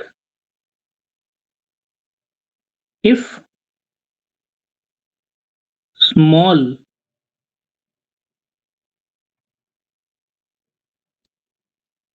errors if small errors are acceptable, अगर छोटी मोटी गलतियां आप एक्सेप्ट कर सकते हो, टेक अ स्मॉल सैंपल, छोटे सैंपल से भी आपका काम चल जाएगा। If very high accuracy is required, अगर आपको बहुत हाई एक्यूरेसी की आवश्यकता है, टेक अ लार्जर सैंपल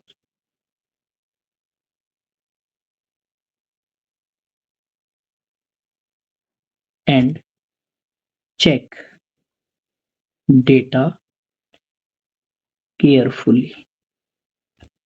ठीक है ना, तो भाई आप देखो अगर छोटी मोटी गलतियां एक्सेप्टेबल हैं तो आप छोटे सैंपल से भी काम चला सकते हो, लेकिन अगर आपको हाई एक्यूरेसी लेवल मेंटेन करना है तो भाई बड़ा सैंपल लो और डेटा को बहुत अच्छे से चेक करो ताकि उसमें एरर कम हो। ठीक है, तो डिग्री ऑफ एक्यूरेसी भी आपको तय करना पड़ता है। ठीक है, तो ये सारे स्टेजेस होते हैं किसके, प्लानिंग के। शुरू से एक बार देख लीजिए, क्योंकि मैंने आपसे कहा था कि हमारे सिलेबस में उसने प्लानिंग ही पूछा हुआ है, बहुत ज्यादा चांसेस हैं कि सवाल यहां से जुड़ा हुआ हो। ठीक है, तो सबसे पहला पहला स्टेप क्या है इसमें, प्लानिंग, अभी हम प्लानिंग पढ़ रहे हैं, ये सबसे पहला है। प्लानिंग में आपको क्या करना होता है कि भाई डेटा कलेक्ट करने से पहले, इससे पहले कि आप फील्ड में उतरो और डेटा कलेक्ट करना शुरू कर दो, पहले आप अपने स्टैटिस्टिकल इन्वेस्टिगेशन को अच्छे से प्लान कर लो। पहले तय कर लो कि पहले देख लो कि यार तुम्हारी समस्या क्या है, उस समस्या के आधार पर आप अपने ऑब्जेक्टिव को सेट करो। फिर देखो कि तुम्हारा स्कोप ऑफ इन्वेस्टिगेशन तुम्हें क्या रखना है, मतलब कहां से तुमको डेटा उठाना है, ठीक है। फिर कितने समय तक का डेटा आपको उठाना है। फिर देखो कि आपको कंप्लीट डेटा चाहिए या सैंपल से काम चल जाएगा, टाइप ऑफ इन्वेस्टिगेशन, सेंसस या सैंपल। फिर देखो कि आपको उस डेटा को उठाने के लिए किस तरह की इंक्वायरी करनी है, रेगुलर इंक्वायरी है की जरूरत है या एडहॉक की। रेगुलर इंक्वायरी में एक फायदा होता है कि भाई वो इंक्वायरी तो पहले भी हुई होगी, तो उसी घिसे पिटे सवालों को हम दोबारा या उसी घिसी पिटी प्रक्रिया को हम दोबारा रिपीट कर देते हैं, ज्यादा इसमें मेहनत नहीं करनी पड़ती। एडहॉक में भाई किसी स्पेसिफिक पर्पस के लिए हमको क्या करना पड़ता है कि उस पर्टिकुलर पर्पस के लिए हमको स्टेटिस्टिकल मेथड चुनना पड़ता है, अपना क्वेश्चनरी तैयार करना पड़ता है। जैसे मान लो कहीं फ्लड की वजह से डैमेज हुआ, तो कितना डैमेज हुआ, कहाँ डैमेज हुआ, कितना जन हानि हुई, कितनी माल हानि हुई, ये सारी चीजों से रिलेटेड डेटा आपको कलेक्ट करने के लिए एक अलग से क्वेश्चनरी तैयार करनी पड़ेगी। हो सकता है कि आपका जो फील्ड ऑफ इंक्वायरी है वो इतना बड़ा है कि आप उससे पहले एक ट्रायल सर्वे करना चाहते हो, ताकि जो भी छोटी मोटी गलतियां हैं मेथड में या क्वेश्चंस में उसको सुधारा जा सके। उसके बाद आपको क्या तय करना पड़ता है कि आपका स्टैटिस्टिकल यूनिट क्या रहेगा, आप जो भी डेटा कलेक्ट कर रहे हो आप उसको मेजर कैसे करोगे, रुपए में, मीटर में, लीटर में, कैसे।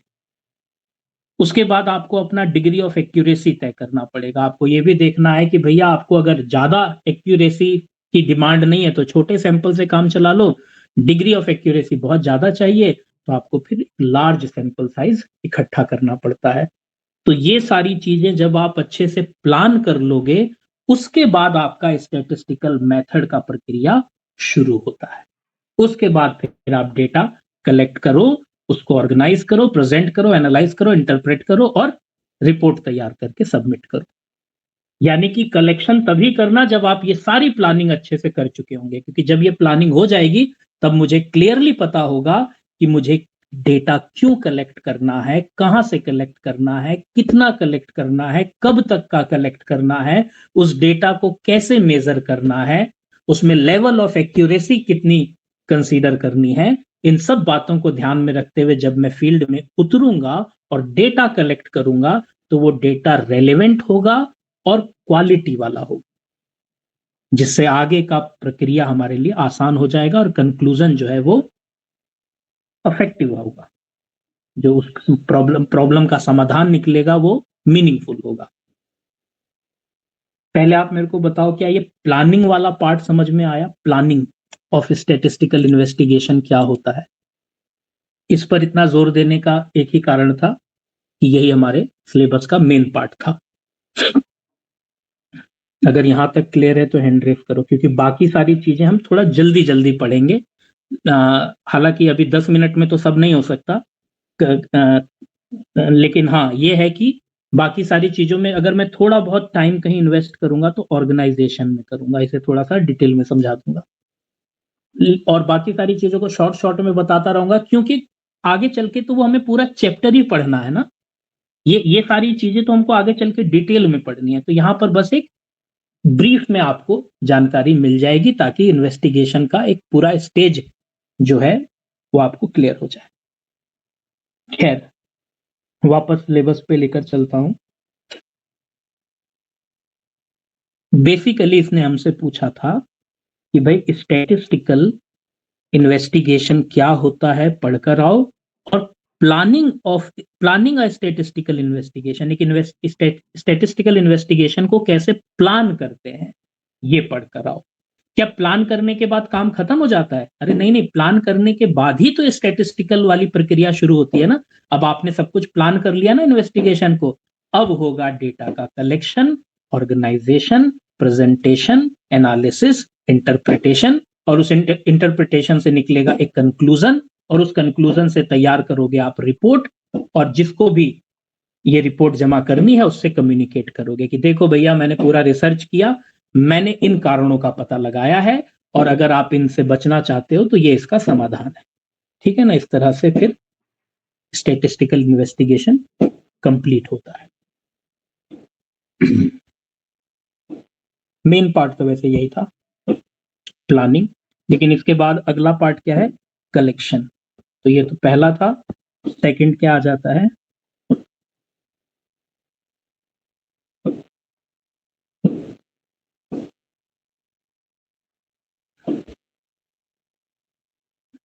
Collection of data.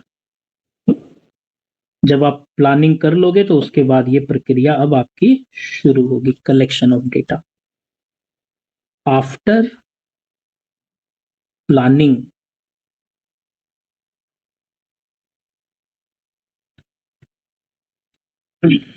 एक minute,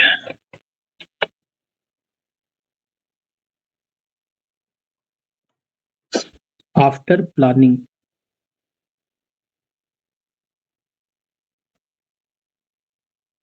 the next step is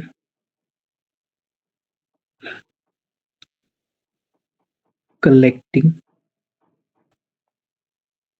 data. तो जब आप अपना इन्वेस्टिगेशन अच्छे से प्लान कर लेते हो, स्टैटिस्टिकल इन्वेस्टिगेशन, तो उसके बाद अगला स्टेप क्या शुरू होता है, डेटा का कलेक्शन। डेटा भी दो तरह के होते हैं, टाइप्स ऑफ डेटा कलेक्शन।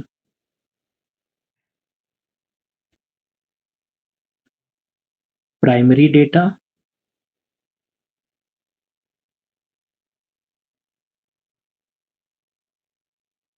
दूसरा सेकेंडरी डेटा। और मुझे लगता है ये चीज तो समझाने की जरूरत नहीं है, पिछले चैप्टर में ये चीज हमने डिटेल में पढ़ी कि प्राइमरी डेटा क्या होता है, सेकेंडरी डेटा क्या होता है, प्राइमरी डेटा कैसे कलेक्ट होता है, सेकेंडरी डेटा कैसे कलेक्ट होता है। तो यहाँ पर तो ये डिटेल में अब चर्चा करने की जरूरत नहीं, बस ये बताना था कि जब आप प्लानिंग कर लेते हो तो अगला स्टेप कलेक्शन का होता है कि अब आप डेटा कलेक्ट करो, तय करो भाई जैसा आपने प्लान किया था उस प्लान के हिसाब से आप देखो कि वो डेटा आपको कहाँ से मिलेगा। प्राइमरी डेटा है तो प्राइमरी डेटा कलेक्ट करो, मेथड देख लो, मेथड कौन सा चुनना है आपको। भाई आपके पास प्लान कर लो ना अच्छे से कि भाई आपके पास संसाधन कितने हैं, आपकी लिमिटेशंस क्या हैं, स्कोप क्या है, ठीक है ना। ये सारी चीजें तय करने के बाद आप देख लो कि आपको प्राइमरी डेटा कलेक्ट करने के लिए कौन सा मेथड सुटेबल रहेगा। अगर वो डेटा पहले से ही पब्लिश्ड है, उपलब्ध है, तो फिर वो डेटा आपको कहाँ से मिलेगा। इसके बाद अगला स्टेप क्या होता है, अच्छा ये भी मैं आपको बता दूं, note the method of collection depends on the nature, किस तरह का डेटा आपको कलेक्ट करना है, आपका ऑब्जेक्टिव क्या है, समय कितना है आपके पास, ठीक है ना, आपका बजट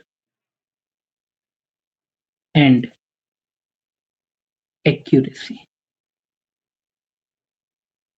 इन सब बातों पर निर्भर करता है कि आप जो डेटा कलेक्ट करेंगे वो किस माध्यम से करेंगे, कौन सा मेथड आप चुनेंगे। हमने पढ़ा था भाई प्राइमरी डेटा कलेक्ट करते समय कई ऐसे मेथड होते हैं जिसमें समय ज्यादा लगता है, पैसा ज्यादा लगता है, एक्यूरेसी लेवल कम होता है। कई ऐसे मेथड होते हैं जिसमें समय भी कम लगता है, पैसा भी कम लगता है, ठीक है ना। तो आप तय कर लो कि भाई तुम किस आधार पर मेथड का चुनाव करोगे, समय को ध्यान में रखते हुए, बजट को ध्यान में रखते हुए, एक्यूरेसी को ध्यान में रखते हुए, आपका नेचर ऑफ डेटा कैसा है, क्या क्या वो डेटा ऐसा है जो इंटरव्यू के माध्यम से करेगा, या ओरल इन्वेस्टिगेशन के माध्यम से कलेक्ट होगा या क्वेश्चनरी के माध्यम से कलेक्ट होगा या शेड्यूल के माध्यम से कलेक्ट होगा। ये सारी चीजें कंसीडर करते हुए आपको अपना डेटा कलेक्ट करना है। कलेक्शन ऑफ डेटा पर हम ऑलरेडी चर्चा कर चुके हैं। इसके बाद आता है organisation.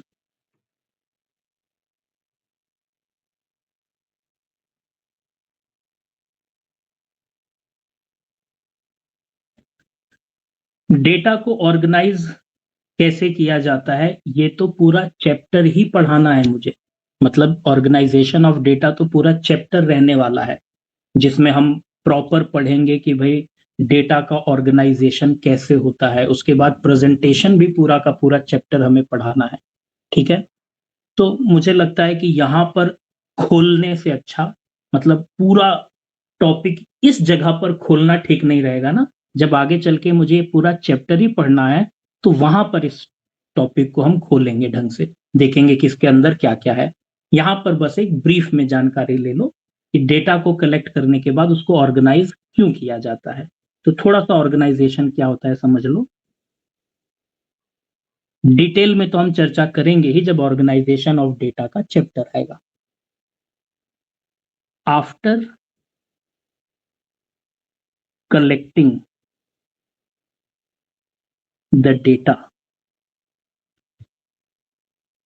we cannot use it directly।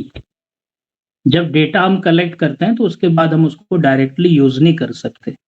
क्यों? बिकॉज रॉ डेटा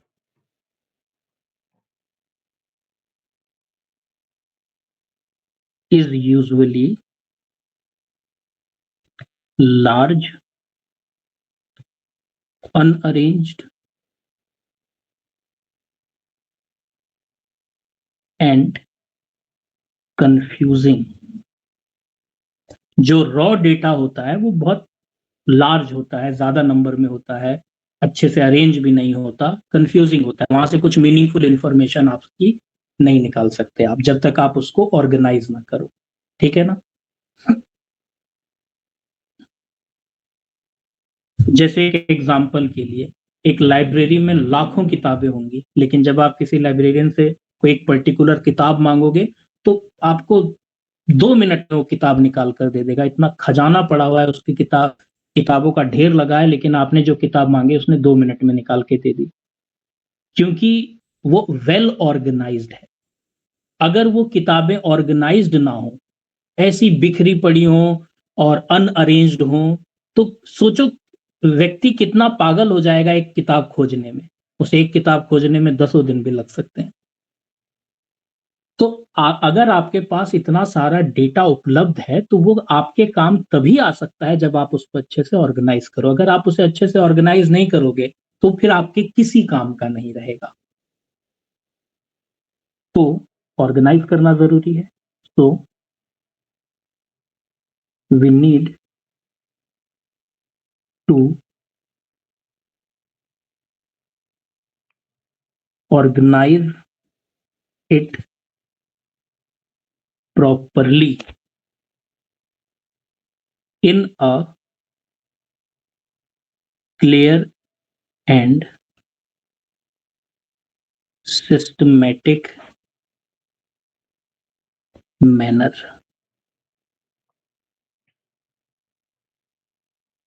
ठीक है, हमको उसको अच्छे से तरीके से अरेंज करना, ऑर्गेनाइज करना बहुत जरूरी है। और इसी प्रक्रिया को, दिस प्रोसेस, जिसमें आप रॉ डेटा को अच्छे से ऑर्गेनाइज करते हो, अरेंज करते हो, इस प्रक्रिया को हम कहते हैं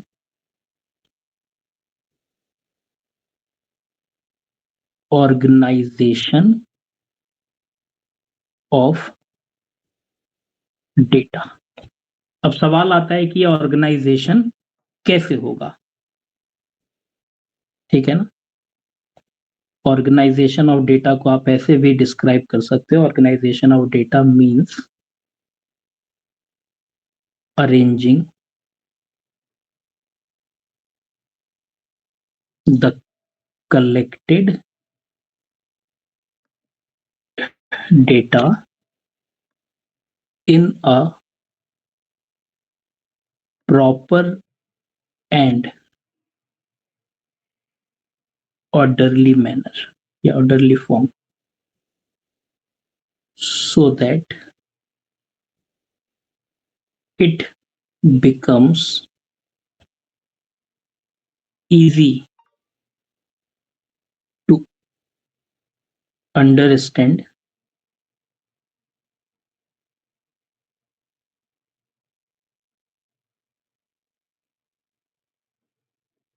analyze and interpret।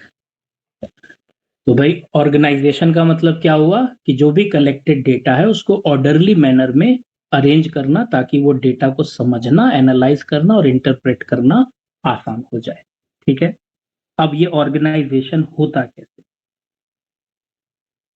तो ऑर्गेनाइजेशन के 3 स्टेप्स होते हैं और मैं यहाँ पर इन स्टेप्स को बहुत डिटेल में नहीं खोलूंगा क्योंकि जैसा मैंने कहा ये वाला टॉपिक तो हमें आगे चल के पढ़ना ही है, तो यहाँ पर इसको डिटेल में खोलने की कोई जरूरत नहीं है। शॉर्टकट में समझा रहा हूँ कि भाई इसके लिए क्या होता है। सबसे पहले एडिटिंग होता है। अब एडिटिंग को हम आगे चल के जब ये चैप्टर शुरू होगा तब हम डिटेल में खोलेंगे।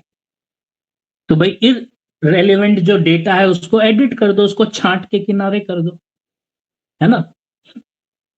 भाई हमारे घर में जब मम्मी चावल बनाती है, दाल बनाती है, कुछ भी चीज बनाती है तो उसमें करती जो भी चीजें खराब होती हैं उसको छांट देती है ना। कोई सब्जी काट रही है तो उसमें जो सड़ा गला पार्ट है उसको निकाल कर किनारे कर देती है ना, ताकि जो अच्छी चीजें हैं वही लोगों को सर्व कर सकें। तो एडिटिंग बहुत जरूरी है क्योंकि जब एडिटिंग नहीं होगी तो जो चीजें किसी काम की नहीं है या जो बाकी के डेटा को भी खराब कर सकती है वो चीजें भी उस डेटा में शामिल हो जाएंगी, तो इससे एनालिसिस करना मुश्किल हो जाएगा। आपका डेटा नीट एंड क्लीन हो, इसके लिए जो भी इररेलेवेंट डेटा है उसे हटा दो। अब इररेलेवेंट डेटा कई तरह के हो सकते हैं ना। मान लो आपने किसी से एज का डेटा कलेक्ट किया है, इतना सारा डेटा आप कलेक्ट कर रहे हो, गलती होने के चांसेस हैं। हो सकता है कि आपने एक की एज लिख दी 200 साल, ठीक है ना, तो अब गड़बड़ हो गया यार, 200 साल तो एज हो नहीं सकती। तो अब मैं क्या उसको मानकर चलूं कि यार 20 होगी है? नहीं नहीं, उसको हटा दो, उस डेटा को किनारे करो। वो डेटा थोड़ा गलत लग रहा है क्योंकि उसमें एक ऐसी फिगर आ गई है जो इम्पॉसिबल फिगर है ना। तो कोई भी किसी भी आधार पर अगर आपको वो डेटा इररेलेवेंट लग रहा है, गलत लग रहा है, इनएप्रोप्रिएट लग रहा है, then it must be edited, it must be removed from the other data. ठीक है ना। अब ये एडिटिंग में क्या क्या होता है इसके बारे में बाद में बात करेंगे क्योंकि अभी मैं ऑर्गेनाइजेशन वाला चैप्टर नहीं पढ़ा रहा हूं कि अब मैं इसको भी यहीं पर खोल दूं। तो जब ऑर्गेनाइजेशन वाला चैप्टर पढ़ाऊंगा तो इसको खोलूंगा। जैसे हमने कलेक्शन ऑफ डेटा पढ़ा था तो प्राइमरी डेटा को हमने खोला, हमने पढ़ा कि प्राइमरी डेटा क्या होता है, उसे कलेक्ट करने के कितने मेथड होते हैं। हमने सेकेंडरी डेटा को भी ओपन किया, हमने देखा कि सेकेंडरी डेटा क्या होता है, उसको कलेक्ट करने के कितने मेथड होते हैं। जब हम ये वाला चैप्टर आगे शुरू करेंगे हम इसकी भी बात करेंगे। इसके बाद क्या होता है? क्लासिफिकेशन। अब क्लासिफिकेशन भी कई आधार पर हो सकता है।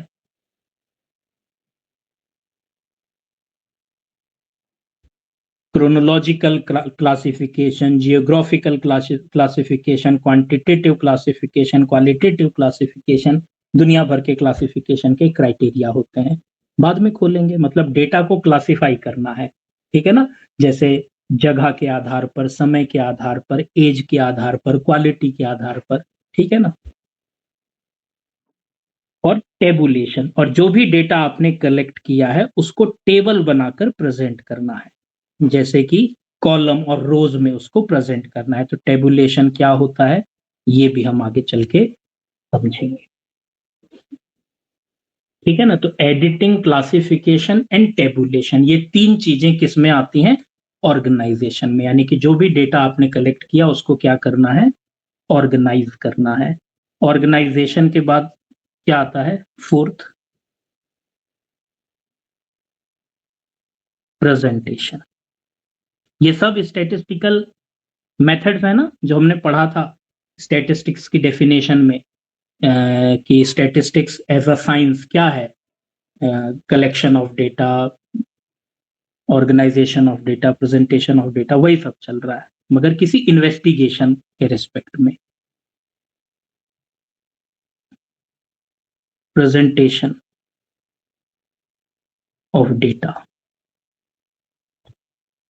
प्रेजेंटेशन ऑफ डेटा मतलब नाउ, मतलब कि ऑर्गेनाइज करने के बाद, now the organised data is presented in a clear and simple form. भाई आप डेटा को प्रेजेंट करते हो कैसे, जैसे कि टेबल में, चार्ट्स में, ग्राफ्स में, डायग्राम में, एटसेट्रा। मतलब उसका प्रेजेंटेशन होगा। प्रेजेंटेशन कैसे होता है, मैंने कहा बहुत इंपॉर्टेंट चैप्टर है, मोस्ट इंपॉर्टेंट, आगे आएगा तब हम पढ़ेंगे कि कितने प्रकार के प्रेजेंटेशन होते हैं। टेबुलर प्रेजेंटेशन होता है, ग्राफिकल प्रेजेंटेशन होता है, ग्राफिकल प्रेजेंटेशन में भी कई तरह के प्रेजेंटेशन होते हैं। प्रेजेंटेशन करने के बाद अगला स्टेज क्या होता है, analysis of data. After presentation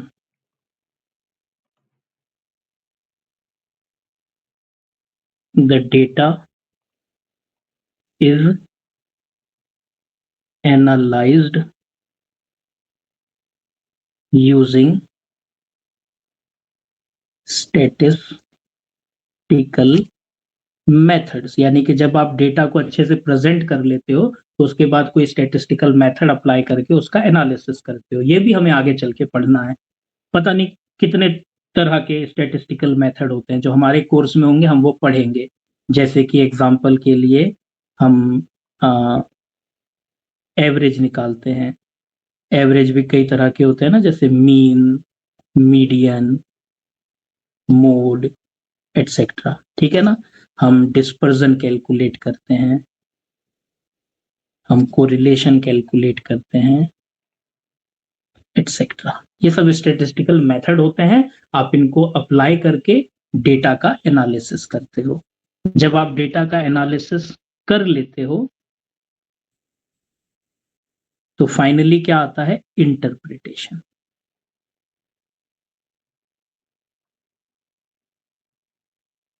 interpretation of data. अब डेटा का इंटरप्रिटेशन कैसे होता है, in this step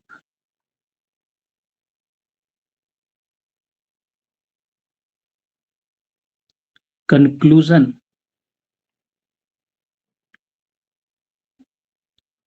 is drawn from the analyzed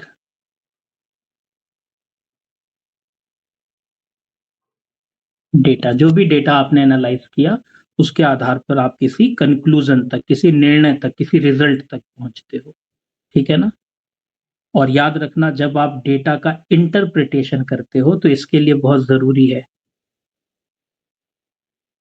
note, the investigator must be fair, logical and unbiased. तो जब भी आप किसी डेटा का इंटरप्रिटेशन करते हो, किसी कंक्लूजन तक पहुंचते हो, तो आपको चाहिए कि आप फेयर रहो, लॉजिकल रहो, अनबाइस्ड रहो। ठीक है ना। अब जैसे कोई मेरे ऊपर कोई, मान लो, अपना एक क्या बोलते हैं उसको, सोच बना ले, मेरे को लेकर कि मैं घमंडी हूँ या मैं ऐसा हूँ या मैं वैसा हूँ। तो मैं कह रहा हूँ किसी भी कंक्लूजन पर आने से पहले आपको फेयर रहना ज़रूरी है, अनबायस्ड रहना ज़रूरी है, लॉजिकल रहना ज़रूरी है, अदरवाइज़ आपका इंटरप्रिटेशन गलत हो जाएगा।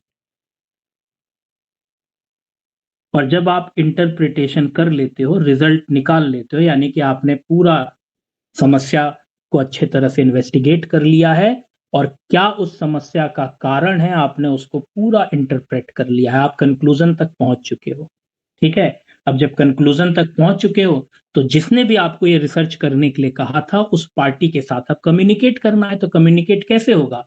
तो मैं अपनी रिसर्च की एक रिपोर्ट तैयार करूँगा, यानी रिपोर्ट राइटिंग होगी और मैं उस रिपोर्ट के माध्यम से कम्युनिकेट करूँगा कि देखो भैया मैंने समस्या के लिए ऐसे मैंने प्लानिंग करी, ये डेटा मैंने कलेक्ट किया, इन मेथड से मैंने उसका एनालिसिस किया, मैं इस रिजल्ट तक पहुँचा और ये मेरा मानना है। इस समस्या को लेकर मेरा ये मानना है और मैं इस समस्या को लेकर मेरा मानना है कि ये इसके समाधान है। तो ये सारी चीज़ें फिर वो अपने रिपोर्ट राइटिंग में लिखता है। तो फाइनल स्टेप क्या हो जाता है? Preparation of report. तो this is the final stage.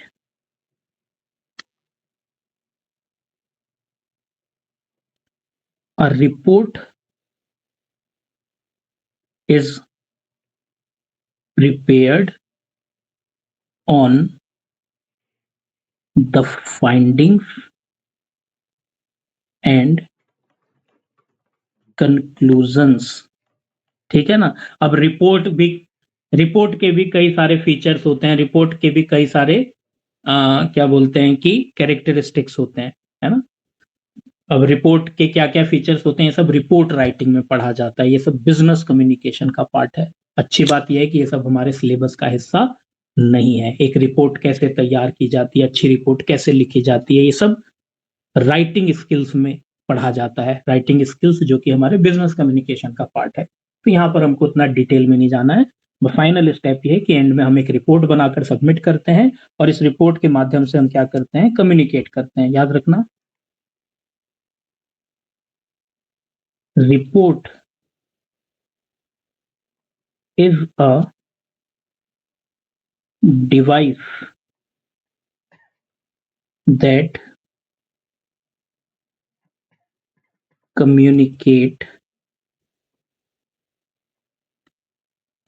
to the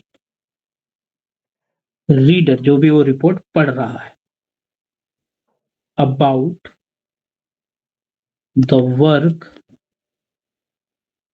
undertaken and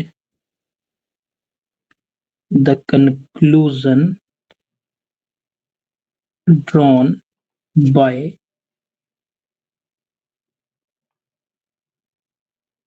the investigators। यानी कि रिपोर्ट एक डिवाइस है जिसके माध्यम से जो भी इसको पढ़ेगा आप उसके साथ कम्युनिकेट करोगे कि भाई आपने क्या काम किया और उससे आपने क्या रिजल्ट, क्या कंक्लूजन निकाला। ठीक है?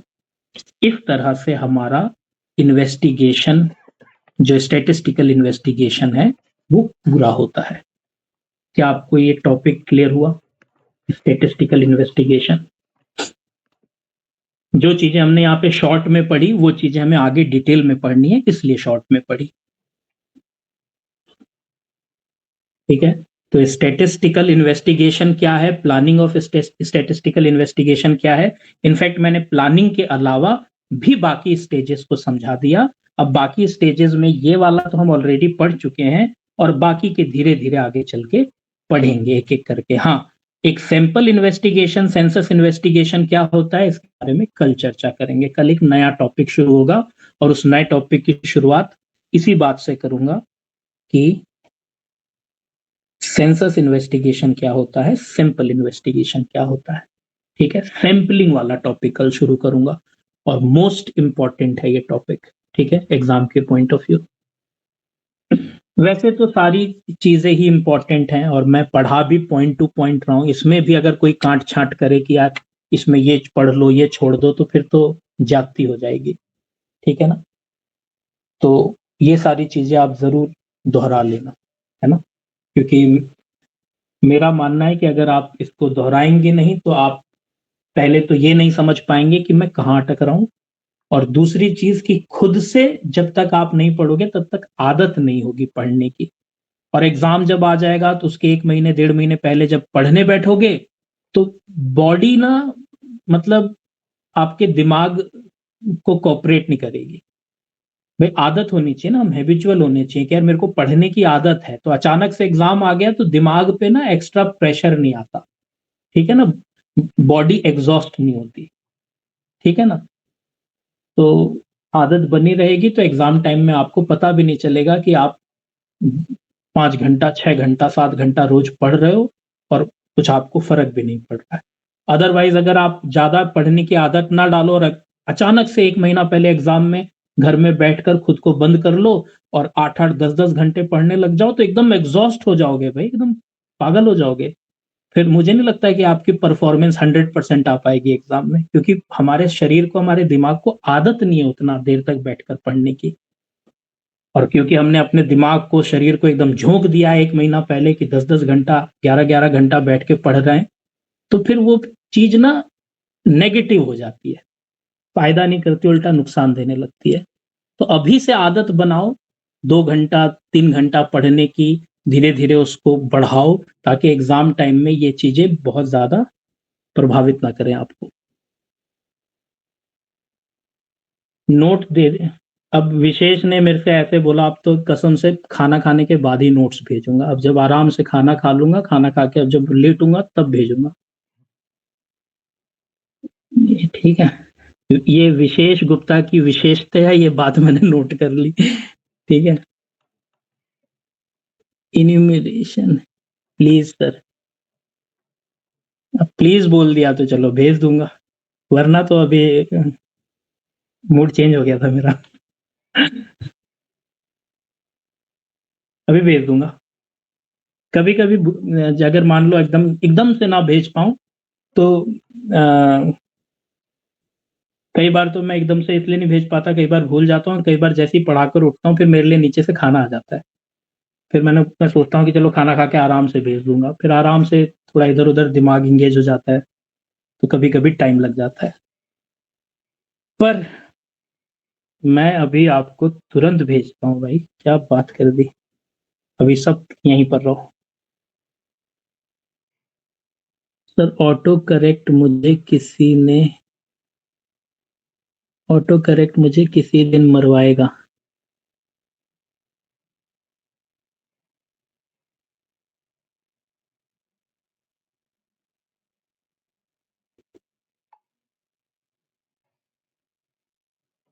हुँ, 1 मिनट रुकना है।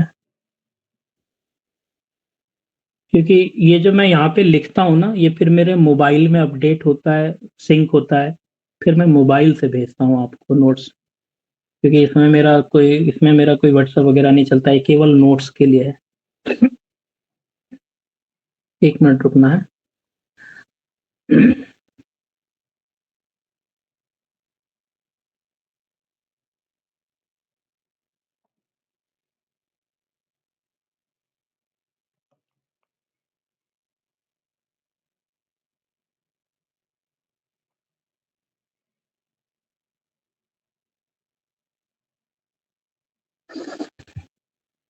लीजिए भई भेज दिया मैंने, ठीक है?